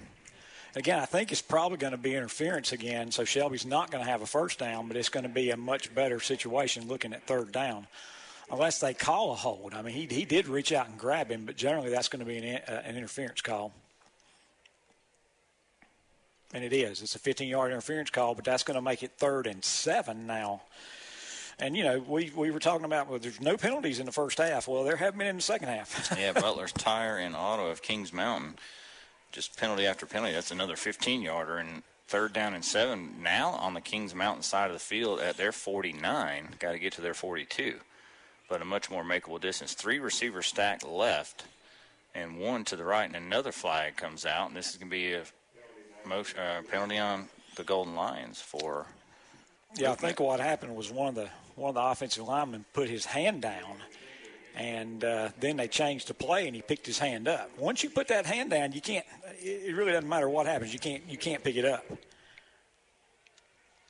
So now back to 3rd and 12, and ball at the Shelby 46, and Lee to throw, and he's going to air it out. He's got Jakeith Hamilton. His tip though, nice play by Kings Mountain. That's number 17. Yeah, that was a really nice play because Hamilton had that in his grasp, and he just knocked it away. And I don't have a 17 on my roster. Yeah, I don't That's either. A heck of a play. It was a great play. We'd give him credit if we had a number 17 on the roster. Maybe it's on my other. I do have a 17. Okay, it's Cameron Adams. So very nice play because if he doesn't do that, it's 6 for Hamilton. Great so Shelby's back in punt formation on their own 46-yard line. Zay Smith's giving Burko a lot of respect there. He's back about 45 yards deep, and his snap almost over Berkowitz's head, and he goes up high and gets it. And this one could work out in Shelby's favor. It's going to be a very effective punt. Bounce takes a Shelby roll inside the 20 down to the 17. No return, but Kings Mountain holds, and they lead. Again, they lead Shelby by a score of 21-13 on our No Malarkey Mr. Sparky scoreboard. They take over 1st and 10 on their own 17-yard line after the Berkowitz punt. I'd like to thank WestEndSales.com, our title sponsor tonight.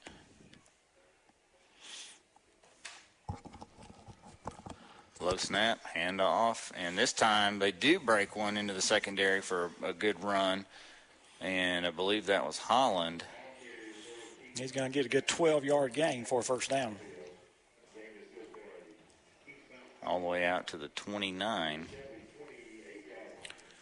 CSI Mechanical first down for Kings Mountain, and a little bit of breathing room. Tackled by Drew Hollifield, I believe. First down for Kings Mountain in the second half. It was a 3-and-out officially, but it was more like a 6-and-out on that on that first drive. And handoff again between the tackles this time. Going to get about 3. Shelby does a much better job on Holland. A couple of new guys out there in the defensive backfield. I believe that's number 15 for Shelby, and that's Quavette McCray. He's at a cornerback spot. Boyce has just come out. And 19, Jock Garnett is in the ball game for Boyce. So another fresh face for Shelby. 2nd down 7 for the Mountaineers. Another handoff to Holland over the right side, and he gets a good push, breaks a tackle. He's got the first down. Actually, Jeffrey's 21 this time. Yeah, he ran over somebody to get that last few yards. Out to the 41, gets 9. CSI Mechanical first down, Kings Mountain. Jeffrey's 3rd carry of the night. He's got 19 yards on 3 carries. Boyce is back in quickly. Garnett gives up about 100 pounds to Boyce, but he's 6'3". He's got some pretty good size for a defensive end. Ball out to the Shelby Kings Mountain 41. Clock continues to run. It's approaching 4 minutes left in the third quarter. Low snap, handoff to Jeffries. He bounces it to the outside, slips a tackle from T.J. Griffin, who's mad that he didn't pull him down where he wanted to. Still just a short gain of about 3.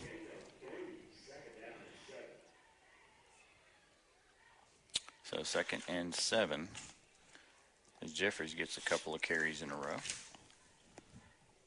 Watkins up front for Shelby along with Pierce. Those two are in the middle on the outside. Boyce on the left, McNeely on the right. Griffin and Hollifield at linebacker. Little John to throw. Sliding catch made by Brown for a first down at the Shelby 47. That's a 9-yarder. Really nice catch. Thrown behind him, low and behind him, and he went down and made the catch. So another first down, and that gets into Shelby territory just inside the 47. And Little John's completed 4 straight now. Continues to have a really good night. It's just his first completion, though, here in the second half. First attempt. And he'll hand it off to Jeffries. He slips a tackle, fights for about 2, and that'll be it.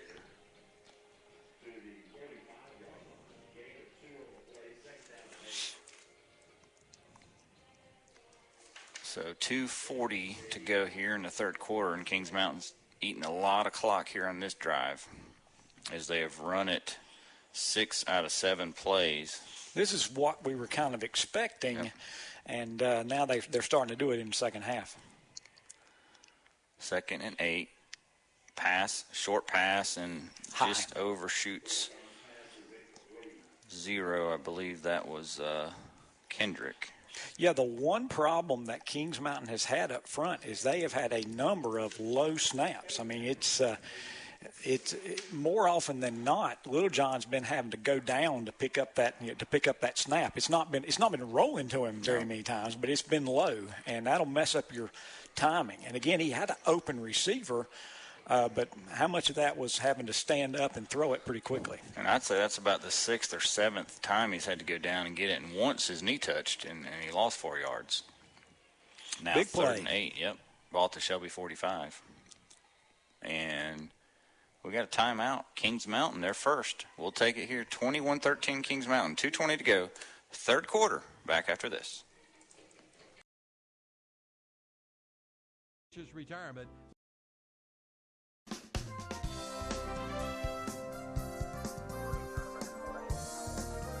What a way to begin this fourth quarter. The quarterback keeper, Turner McSwain, looked like he was maybe going to go to the air, but he kept it, and it was worth his while. A big gain will take the ball just shy of the 10-yard line. It'll be a new set of downs, another Meeple Bleeto first down for Chase.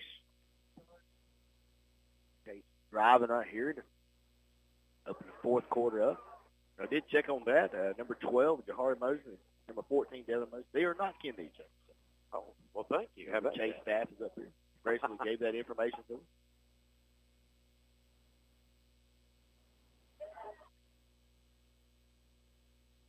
Just shy of the 10-yard line and a new set of downs. Chase with this 42-0 lead. Man, they have truly commanded this game tonight. Here goes Brennan again, and he's going to lose the ball. He takes a hard hit at the 3-yard line. Brennan Austin, instead of going into the end zone for what looked like another score, we've got a turnover.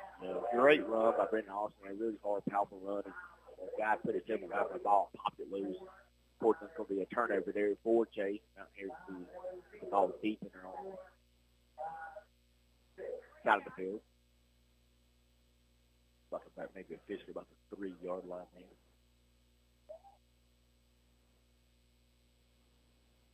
there. Rutherford County High School football game of the week. We will go to our different schools. There might be a road game a time or two, and I'm talking about where we go outside of Rutherford County, but for the most part, we will be visiting our schools and their home press boxes, which is always great when we talk about coming up in the future, games with RS Central, Thomas Jefferson, the return of East Rutherford, and, of course, we're going to get a number of looks at this talented Chase team, which, of course, is a highly ranked team in 2A football across the state of North Carolina. As rough as it's been for this team tonight, I don't know if this is a good thing or not, JB. 1st and 10 at the 3-yard line for Mountain Heritage. They're having to take the snap in the end zone, but they're going to get out of there. Decent run will take them out to the 10-yard line, and an opportunity to call the name of Lucas Hudgens, the sophomore running back who wears number 3. It was a good safe run by Mount Heritage out of the end zone there. Chase had 2 defenders there to be able to bring them down. Looks like a gain of about 7 yards there on that first down carry there. Got them out of the back of the end zone there, so now they actually have a little bit of room to work with now. Always a dangerous spot. I don't know if it's that Hudgens should have been used sooner in this game or that we maybe got some reserves in at this point for Chase. But they'll go to Hudgens again. He's breaking to the outside, and he's going to make his way to the 20-yard line. Well, I think what you saw there, you saw Mountain Heritage maybe calm down a little bit. They got a lot of sophomores and juniors. We talked about that. They're not getting the exchanges like they were getting in the first half. So now in the second half, the exchanges are a little bit better, and the time is a little bit better on the offensive line, so they're able to bust off a little bit more solid run. And that's a sign of a young team that will get better throughout the football season, hopefully for Coach Robinson. Clock is ticking, 8:17 to go. Under center, but Richardson at fullback, I don't know what you call this formation. They got 2 guys and then the tailback. And they went early. I think one of the 2 backs that were right behind Little John went early. This is an old formation. It was called the Power I. And you got a quarterback under center, you've got a fullback directly behind him, and you've got another halfback beside that fullback. Sometimes he's toward the tight end, sometimes he's away from the tight end. You got a tailback behind him, and it's just you're just going to run over people when you do that. Now you got a couple of nice little play actions off of it as well, but Kings Mountain's run this for years and years. Butler's tire 5-yard penalty, and now they hand off to Kendrick, and he goes behind Richardson and gets the 5 back plus a yard, and it'll be 2nd and 9.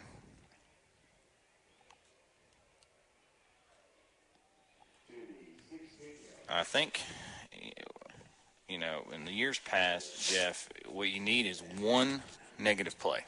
You need one play where you hit them for a -1, and it disrupts, where they get 4 and 5 every time. So if you can just get this one play here and set up a 3rd and 9, they can't run this formation again. This time it's Richardson. He breaks a tackle, breaks another tackle. He's dragged down from behind by T.J. Griffin, but not until he's to the 5-yard line, 1st and goal. 10-yard gain. And that's the 16th first down for Kings Mountain. And, of course, in this second half, it's been 5 run first downs and 1 pass. I'll tell you what's tough to take there is he just ran right at somebody who was there and just ran over him. Yeah. And you either just got to be stronger and take him down or it's over.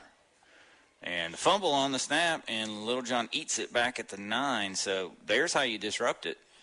There's your one negative play that you were asking for. Yep, I needed it. Now, when they were playing Monroe in their Jamboree game, that's going to be the last play of the 3rd quarter. All right, so we're going to take it to the 4th quarter. 21-13, Kings Mountain over Shelby on our No Malarkey Mr. Sparky scoreboard. And we'll be back after this for the 4th quarter.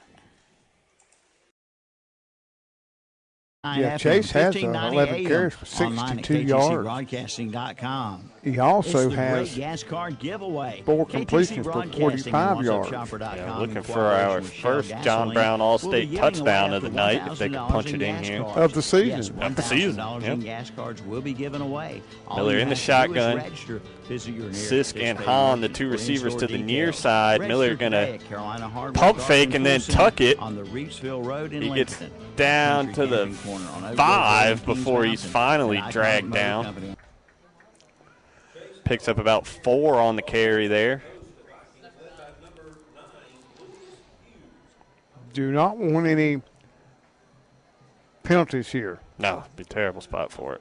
It'd be 3rd and goal just outside the 5. Clock running at 9 minutes and 10 seconds here in the 4th quarter.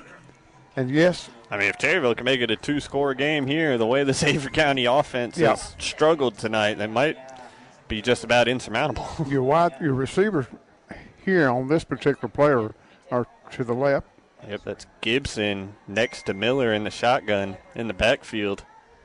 3rd and goal from the 5. Miller rolls to his left. He throws, but can't get it to Sisk, who was the intended receiver in the end zone. Looked like he ran a little out route, cut right at the goal line. But Miller couldn't put it on him, and so that brings up 4th and goal now at the 5. And another Ironman player down. It's one of the linemen. We'll step aside for a second, and then we'll identify that player for you when we come back here on WCSL. It's going to be back in.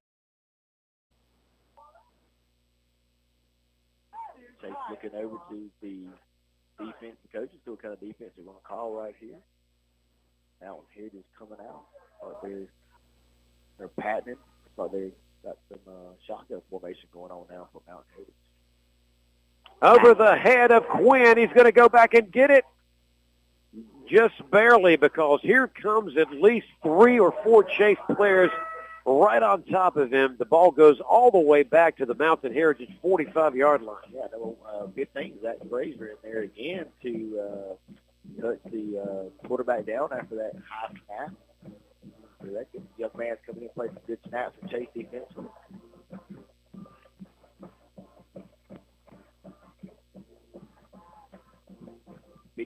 Todd Alderhead in the game there for Chase, defensive end position.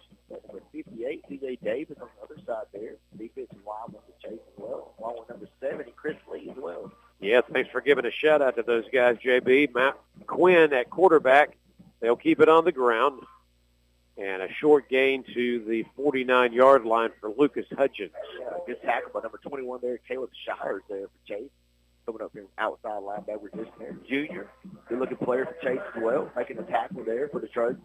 The clock's been running nonstop. We're down to 2:28 to go with the game, and we're going to get this one over with. I guess if anything, this just comes down to, can Mountain Heritage find a way to get on the board before this thing is over? Right now they've got a tough task. It's 3rd and 21. They need a big play. Will they go to the air? Yep, a fake in the backfield. Quinn's going to go deep downfield, and it's been intercepted by Chase at the 22-yard line. That'll put an end to any scoring by Mountain Heritage. We're going to get this young man's number here coming in the game here. Number 24 was like Colin Payne there. It is the 3rd interception, 4th turnover. Turnover, yeah. And so Avery County, after the touchback on the interception, will start at their own 20. Who was the intended receiver once again? Hunter Jackson. Okay. So 8:41 left in the ball game. Avery County trailing 2-0, and they'll send their offense back onto the field at their own 20-yard line to start this drive. Again, 4 receivers in the formation, 2 to play, but they weren't able to do anything on that second time they had the ball when they had a chance to get back in to tie it. Lee's going to air it out on 1st down, looking for Falls. Pass incomplete. A little bit low there, and couldn't quite go down and get it. So 2nd down and 10, the second straight incompletion. And really, Shelby just didn't have the ball. I mean, they had the ball twice. They scored, and then they had the sack and then the big holding penalty on that last drive that derailed it. And then Kings Mountain just kept the ball for about 8 minutes on the last drive. And Lee pulls it out of the belly of Tate, but he's just going to get about a yard or 2, and that's it. So what's happened on the last 2 drives is Shelby's come out and thrown an incomplete pass on 1st down and then gotten a virtually really small gain, and then in 2 plays you're 3rd and long. And that's what they're facing here, 3rd and 9, just right away. Don't want to give the ball right back to Kings Mountain after that long drive they just had. Lee's going to throw, rolls left. He completes it to Hamilton, but I think he's going to be... Well, I think you're going to give him just enough. He must have tight rope walked on the sideline to get the first down, and they're going to give him the first down at the 30. So nice job by Jakeith Hamilton. He gets just the 9 he needs, and it's a CSI Mechanical first down. Golden Lions. And Hamilton now with 7 catches on the night.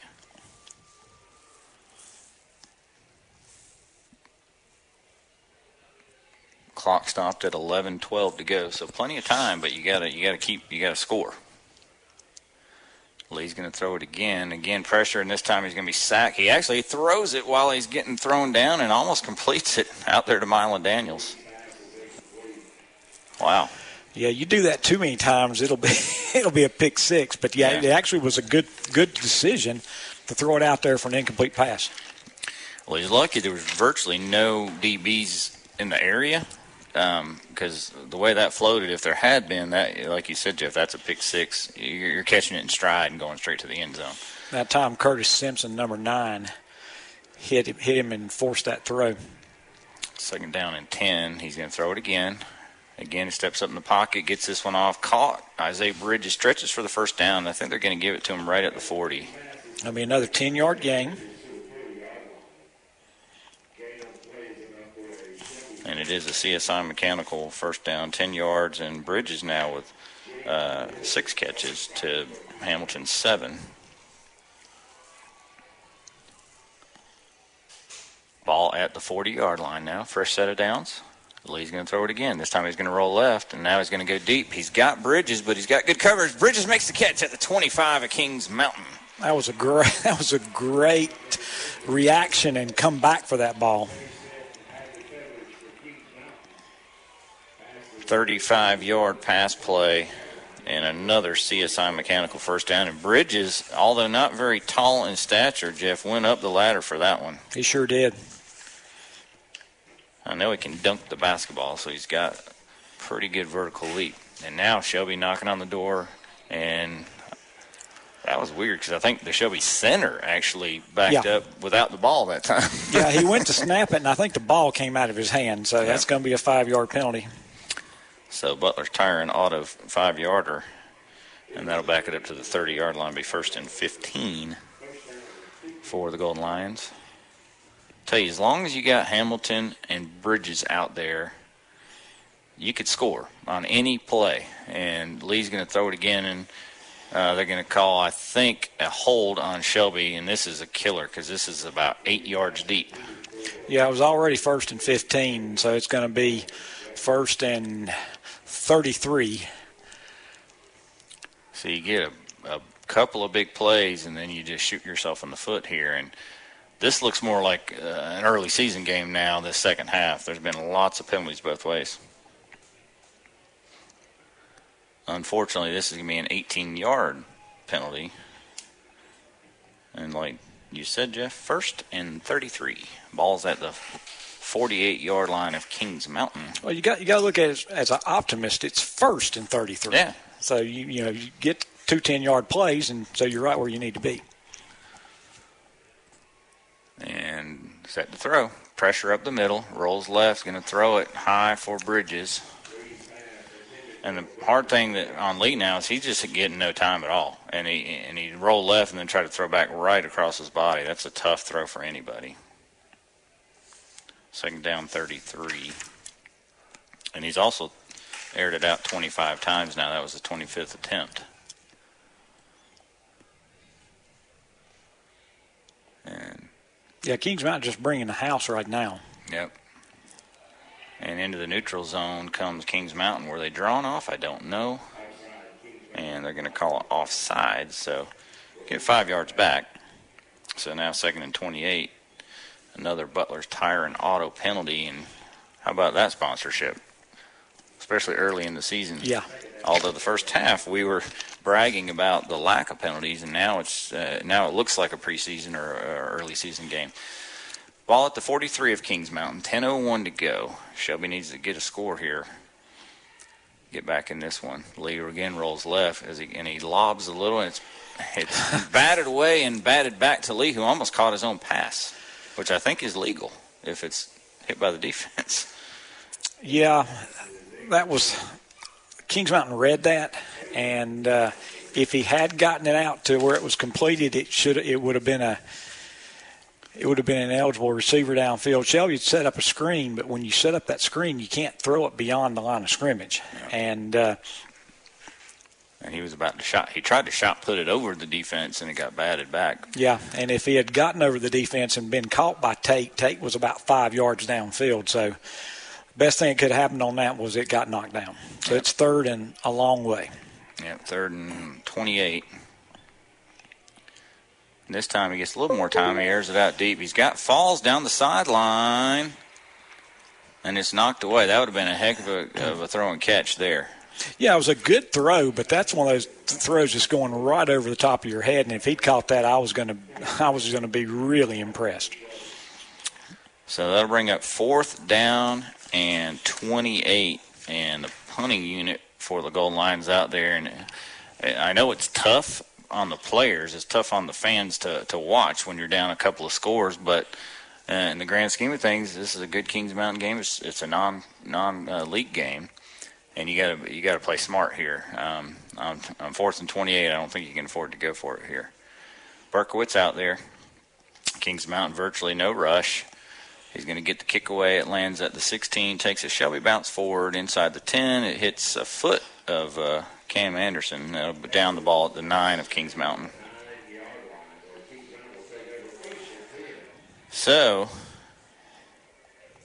there's time, Jeff. There's 9:43. What you can't afford to happen is Kings Mountain just take another 7 minutes off the clock and march down the field like they did last time. Most definitely.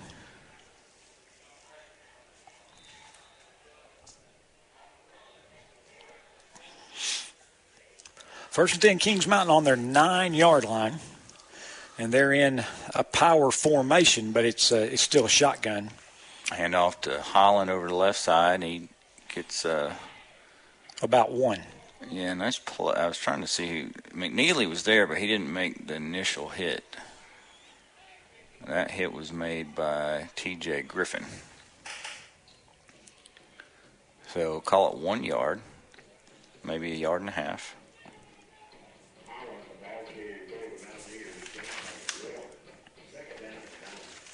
Clock's running, though, and it's not a friend of the Golden Lions right now. 9:08, and Kings Mountain's taking every bit of time they can in the huddle. And now they come out 2nd down, shotgun formation.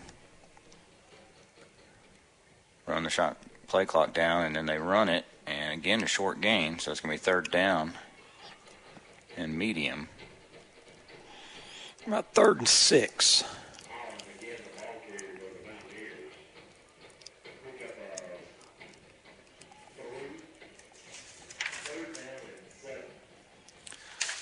So 3rd and about 6, maybe 6.5. Yeah, I got to get to the 29, to the 19, so I think the ball's on the 13. So 3rd down and 6. 8:23 to go. Kings Mountain still, though, in a shotgun, 3 wide. And big play here. They're going to throw it, and they throw it, and it's complete. And Shelby's makes a tackle short of the 1st down. It's going to be 4th down and a couple. That was a dangerous pass. He had to throw it basically by one of the Golden Line defenders. It looked like Jay McNeely went under his arm almost. Yeah, I mean, it was really strange. And Kings Mountain is going to line up as if they're going to go for it. We basically got to not jump off sides. Yeah, it's 4th and 3. Surely you wouldn't go for it on your own. And they're just going to run the clock down, maybe even take a penalty, who knows, or call timeout.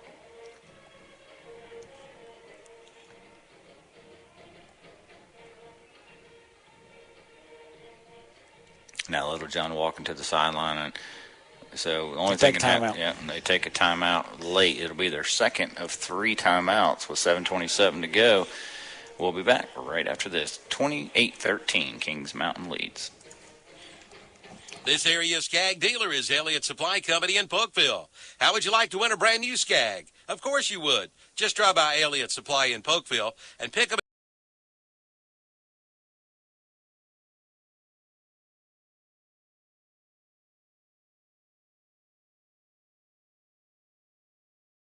I wouldn't put him on the field. Well, you know what? You know why he's in there though? Because they haven't done it all night. They probably want to work on it. yeah, just get him a rep in there. right. I would just be. I would just be scared to death. But he does have a tremendous foot. He can really boot it.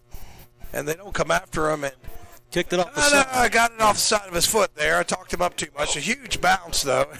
What hasn't gone Burns' way today? As that's going to land at the 20-yard line. It's only going to be a 20-yard punt. But Jaguars take over 1st and 10. Well, he's no good at that. You know why? He hasn't practiced it. He's like, well, if we score every time we have the ball, we don't need to punt. That's true. 8:25 left to go. Mr. Sparky scoreboard, 42-0. And we're still kind of just waiting on this one to end up. And then we'll have a post-game show. Once again, the Stamey Funeral Home of Falston. Post-game show. And not much to talk about on the Forest View side tonight. Have they put in their backup quarterback? No, I think that's still the same. No, but still Hill. And Joyner. Handoff, Joyner. And let me give you this Joyner kid a little credit. He is still running hard, Shannon. He is. He's we can say they've given up, but these players haven't, and he's still trying to make something happen and just trying to find some positive to move into next week. I want to say Mooney had 5 touchdown passes tonight. And then the 1 touchdown run by Norris. Yeah, that's correct, yeah. So 5 touchdown tosses. So that's a pretty good way to start the season. Oh, absolutely. Absolutely. It was a really tough game last year, Shannon, 8-6. But I noticed a lot of the talent from Forest View had graduated. Yeah. And that might be a horse collar tackle or a face mask, not called. Aldridge carries it for about 3, so it's 3rd down and 6. Thought Johnson might have got the face mask. I don't know. That was, you could see that one. That's one they didn't call. The other ones, you wonder why you didn't call that one, but you called everything else. So quick trigger there.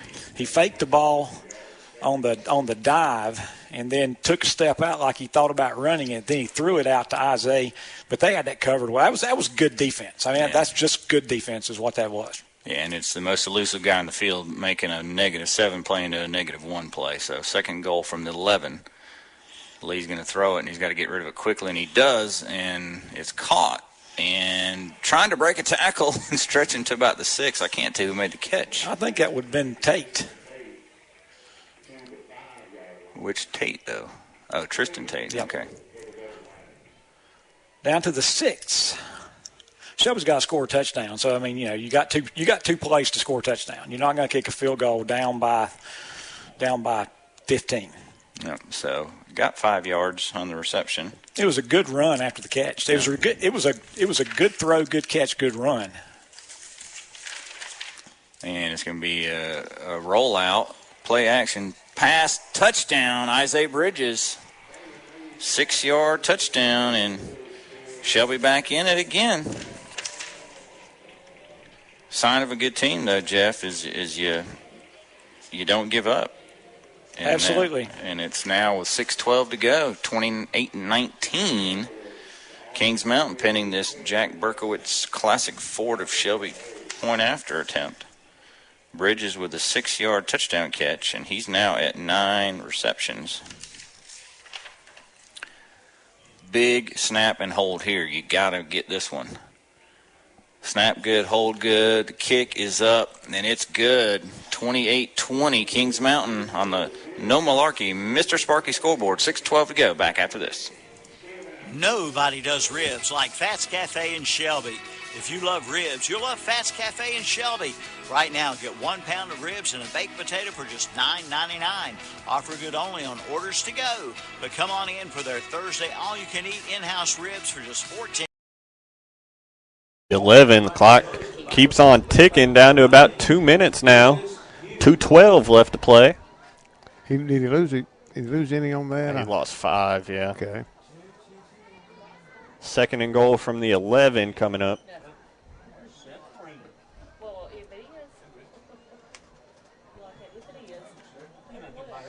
Clock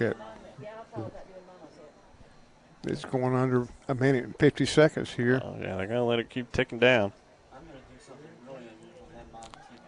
See if they keep the ball on the ground here to keep that clock churning. Time call. Yeah, Cherryville going to call its final timeout here with 1:36 on the clock. We'll take it with him. We can come back. 2nd and goal at the 11 for the Ironmen.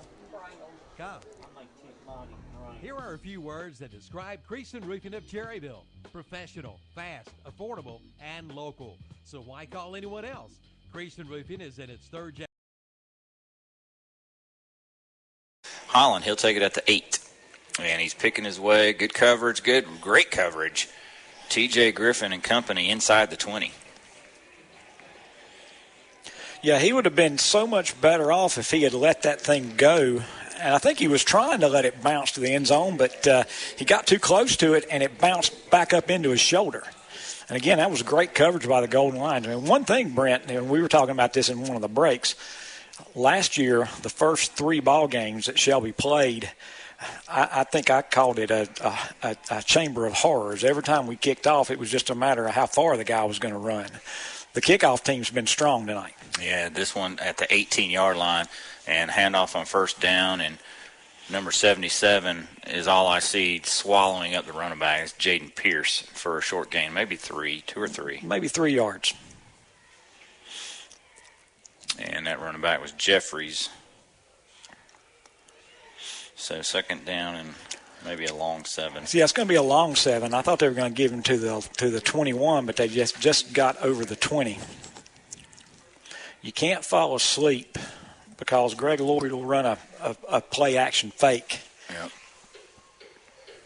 And Little John has been on tonight, and I'm sure Jake Lloyd is on the field. I would find him because they'll throw the ball to him. And there it goes. And they were all over Lloyd, and that was Griffin and Drew Hollifield. You almost wish one of them had been hanging back to catch the deflection. Yeah. To catch the deflection. But yeah, that was. Or you wish he would have made a great catch for a loss of 4, because that was behind the line of scrimmage. It does stop the clock though. Yep. 5:20 to go. Now it's Brent, 3rd and 8. You think I've seen Greg Lloyd call offense before? I think so. And I've known him to throw a trick play or 2 in there. Oh yeah. We haven't seen that, but 3 receivers wide right. Little John's going to throw. This time he's got time. Late pressure over the middle. It's behind Sanders. 4th down and 8. And now the Shelby faithful are starting to make some noise for the first time tonight, Jeff. Yes. That they felt like, hey, we're back in this one. 5:15 to go, and Tristan Tate back, not Isaiah Bridges this time. Of course, Tate equally is electric. Maybe not quite as electric yet, just a sophomore as Bridges, because I don't know anybody's that electric. But we've only got 10 on defense, but that's better than 12. Yep. This time a good punt. It's going to bounce, take a Kings Mountain huge bounce, and that's maybe where you want Bridges, who's a little bit more of a veteran back there to field that. Takes a huge Kings Mountain bounce, and they get an extra 15 yards to the Shelby 32. Yeah, that's a 47-yard punt, and it rolled about 20 of that. So plenty of time, 5:08 to go. Shelby needs 8. That means a touchdown and a 2-point conversion, and they got 68 yards to go. Now, I know that sounded negative from us, and the one thing, you don't want Tate running up there and right. botching that. So, I mean, you can't be hurt by letting it roll. You can't lose possession. So, lead a throw, pump fake, steps up in the pocket, penalty down from the sideline. It's picked off by Kings Mountain. The first turnover of the ball game. There is a penalty flag down. Let's see what that is before we get too crazy here. It's in a it's either going to be a pick on, it's going to be offensive or defensive interference, one or the other. And it was thrown in this defensive secondary, which rarely is. It's either offensive interference or defense or a hold, one or the other, or a illegal chuck or something. Yeah, it's just a weird spot for a flag on a play like that. Hold, defense. Shelby bailed out there. Woo! It looks like Isaiah Bridges is like, yeah, they helped me.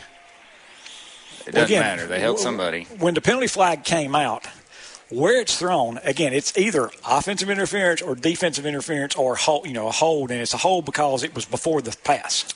Yeah, and what's weird is, if the message boards junkies start saying, oh, that late flag came out after the interception, no, it was thrown before the pass was even thrown, and I was wondering what the heck it was. I didn't even see the interception because I was looking at the flag thrown.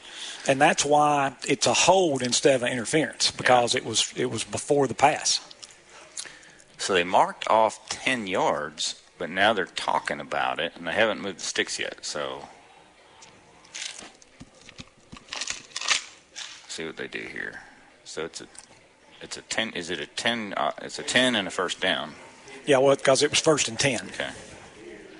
So that's a Butler's Tire and Auto penalty, 10 yards, and a CSI Mechanical first down for Shelby on the 42.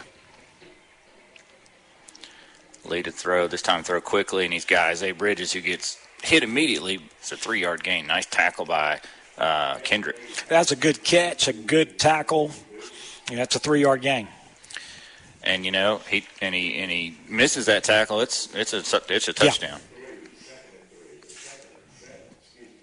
32nd pass thrown by Lee, and the 10th reception for Bridges. 2nd and 7 from the 45 now. Lee's going to throw this time better protection, complete to Mylon Daniels. His first catch, he ran backwards, which wasn't a first down. Then he came back and I think got the first down. And he does, and he gets the 7 exactly. And it's another CSI Mechanical first down, Golden Lions. So still 4:19 left in this ball game. And now at the Kings Mountain 48.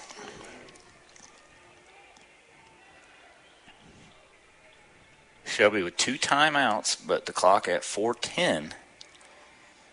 But the play clock's got to be down because this is taking a long time to get this play in. And now Kings Mountain near the neutral zone. That's going to draw a penalty, and that was 9. Simpson, who's had a really good night, by the way, for the Kings Mountain defense. That was that 5-yard penalty we wanted to get on 4th and 3. Back in the much earlier in the game. 5-yard Butler's Tire and Auto penalty. Again, 28-20 on our No Malarkey Mr. Sparky scoreboard in favor of Kings Mountain, but Shelby driving. 1st and 5, Lee gets flushed out of the pocket, and he's going to be sacked for just maybe a 1 or 2 yard loss. Yeah, it's going to be a 1-yard loss. I think now they're going to say 2, so it's going to be 2nd, but it was 1st and 5, so it's 2nd and 7. Yep, so not nearly as bad as it could be. Ball at the 45 of Kings Mountain, but now the clock's starting to worry me a little bit because we've taken a lot of time just to run these last 2 plays, and now you're down to 3:20. And still not a whole lot of urgency out there for the goal line, still getting set. And now they'll snap it, they'll throw it. It's complete to Falls, and he's got a first down at the 34. That's a gain of 11 and a CSI Mechanical first down.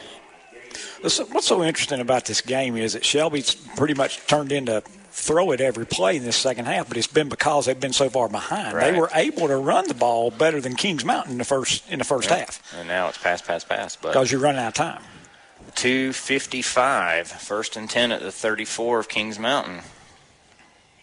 Boy, what a great first game of the season for both teams and for the Cleveland County. And Lee's going to throw it, and he's got a man behind the defense. Cole Falls, touchdown, Shelby. Eli Falls, 34-yard touchdown catch. How did he get behind the defense? And what a pass.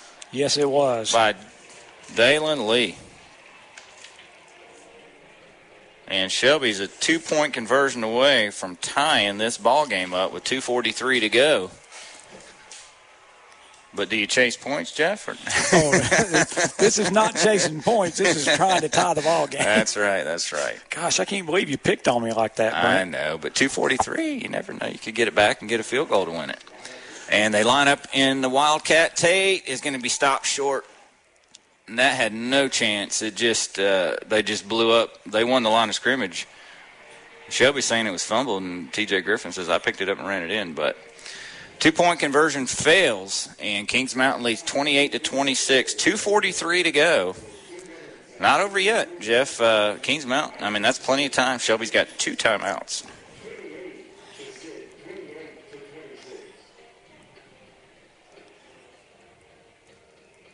All right, so Jammin' Jay's Pizza Factory kickoff coming up. I'm going to keep it here just because I don't want to miss anything. And all right, now the coach in you. Do you try an onside kick?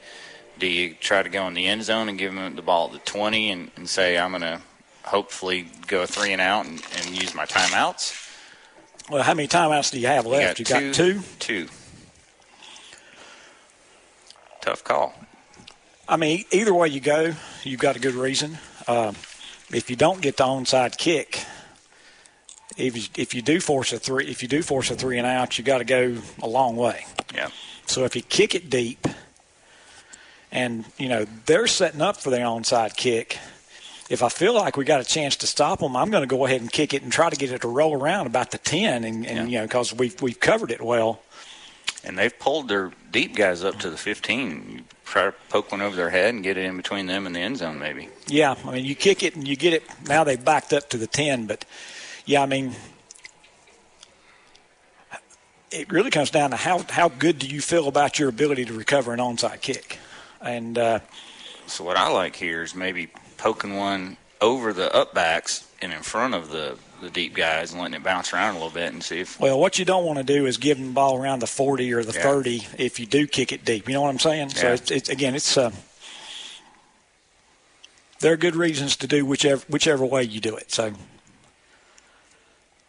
All right, 2:43. Jammin' Jay's Pizza Factory kickoff for Berkowitz. And Tate was injured on that last play. Okay, so that's what took a little bit. So he's hobbling off a little bit, almost like a cramp maybe, the way he's walking. Burko's taking his normal steps, Jeff, like he's gonna go deep with it, and I don't dislike that at all. But there's so much room between the upbacks and the other guys. I almost like poking one. Well, he kicks the short line drive, and it's Holland from the 8. Griffin, get down there. Great coverage for Shelby. They're going to get him out of bounds inside the 20. And 8 seconds went off, so 2:35 to go. And Holland's out of bounds at about the 18 again, I think. I don't know if that was designed because it looked like he just kind of miskicked it, but it worked out okay. Yeah, and they're going to say the 18, so it worked out pretty well. I don't like it took them 8 or 10 seconds, but again, that's neither here nor there. It turns out to be a good play. Now it's just a matter, your defense needs to force a punt. Yeah, 5 down linemen this time for Shelby as they put Ross in because Kings Mountain's got the power pack with Richardson and company, and it's Jeffries who breaks one, and he's in the Shelby secondary at the 40-45 out of bounds. So they bring in the heavy package, and they beat Shelby up front on that one. Yeah, and if you can't stop the heavy package, it's over anyway. Yeah. So 42, that's a 24-yard run. He did get out of bounds, though, I think, so that's the only good thing for Shelby. And that was Jeffries for 24. So now, big 24-yard run on first down. And here we go again, this time to Richardson. And he's so big you just can't tackle him. It's taken the whole Shelby defense, and he got 3 or 4 yards. Yeah, he got 3 yards after being hit the second he touched the ball. Yeah. You got to hit him down around the knees, I can tell you that. Timeout taken by Shelby, and we'll take it as well. 3-yard gain, so it'll be 2nd and 7 when we come back. The foot doctors of choice for many in this area are Doctors Jeff Mooney and Ron Maskarnik at Foothills Podiatry. In fact, people come to Foothills Podiatry right out of the garden that you worked so hard on. And Hometown Hardware in Kings Mountain has ball mason jars in stock, quarts and pints, along with all of your canning accessories too. Start canning today with a stop in at Hometown Hardware. And while you're there, check out the line of Traeger grills and accessories, plus ice cream churns for those backyard cookouts and parties.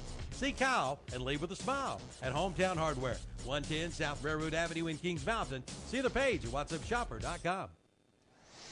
All right, folks, welcome into the Dennis Willis Septic Service of Cherryville Stadium post. This is it, Jeff. You got to stop him on this set of downs. And it's a handoff to Richardson, and he just carried, again, about 3 or 4 tacklers for a first down. And there's nothing you can do about it unless you go low and you hit him high. He's just going to keep driving forward.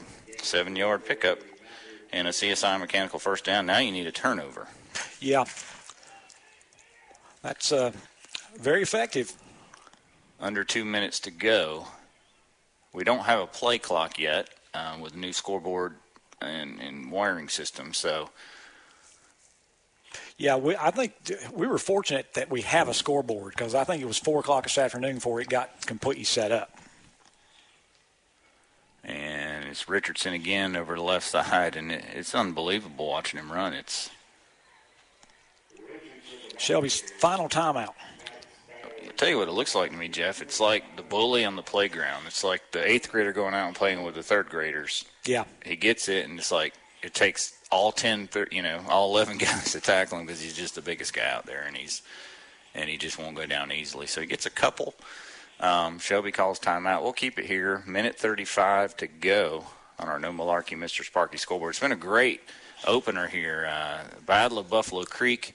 And it has been a battle. And, Kings Mountain has done some really good things, and they jumped out to the big lead, and it looks like it's going to be enough. The Golden Lions got down and then refused to lay down and had a nice comeback and got down to where they had a 2-point conversion to tie. Were not able to get it, and then they just hadn't been able to stop big number 15 on the dive. Yeah, and one of the weird things is the kicking game, which is usually a strength for Shelby, could be our Achilles heel in this game because the missed block on the opening point after could be the difference. I mean, Shelby could have been lined up to kick an extra point to tie it there versus having to go for 2. And Shelby's saying the ball came out and we got it, but Kings Mountain's saying that the whistle blew. So Richardson carries it for a couple more, and right now it's just Richardson carrying guys for 3 or 4 yards. That's really the only chance is you got to try to take the ball away from him. And, of course, now if you're trying to take the ball away from him, you've been having trouble tackling him. Yeah. You could end up with a long touchdown run, basically because Shelby's trying to steal the ball. Yeah, so Richardson's gone for 8, 10, 3, 7, 3, 4. And most of those he got hit immediately and just drags people. So, but we've seen this last year in a couple of games where they brought him in. And Kings Mountain took as much clock as they could, and they took their final timeout. So 49.7 seconds to go. 28-26. Kings Mountain will take a break. We'll be right back. If you're ready to make the great escape, do it with the #1 brand on the water. Yamaha Wave Runners are the most premium personal watercraft on the market with industry-first features and exciting new products like the all-new 2021 VX Series with audio packages. We must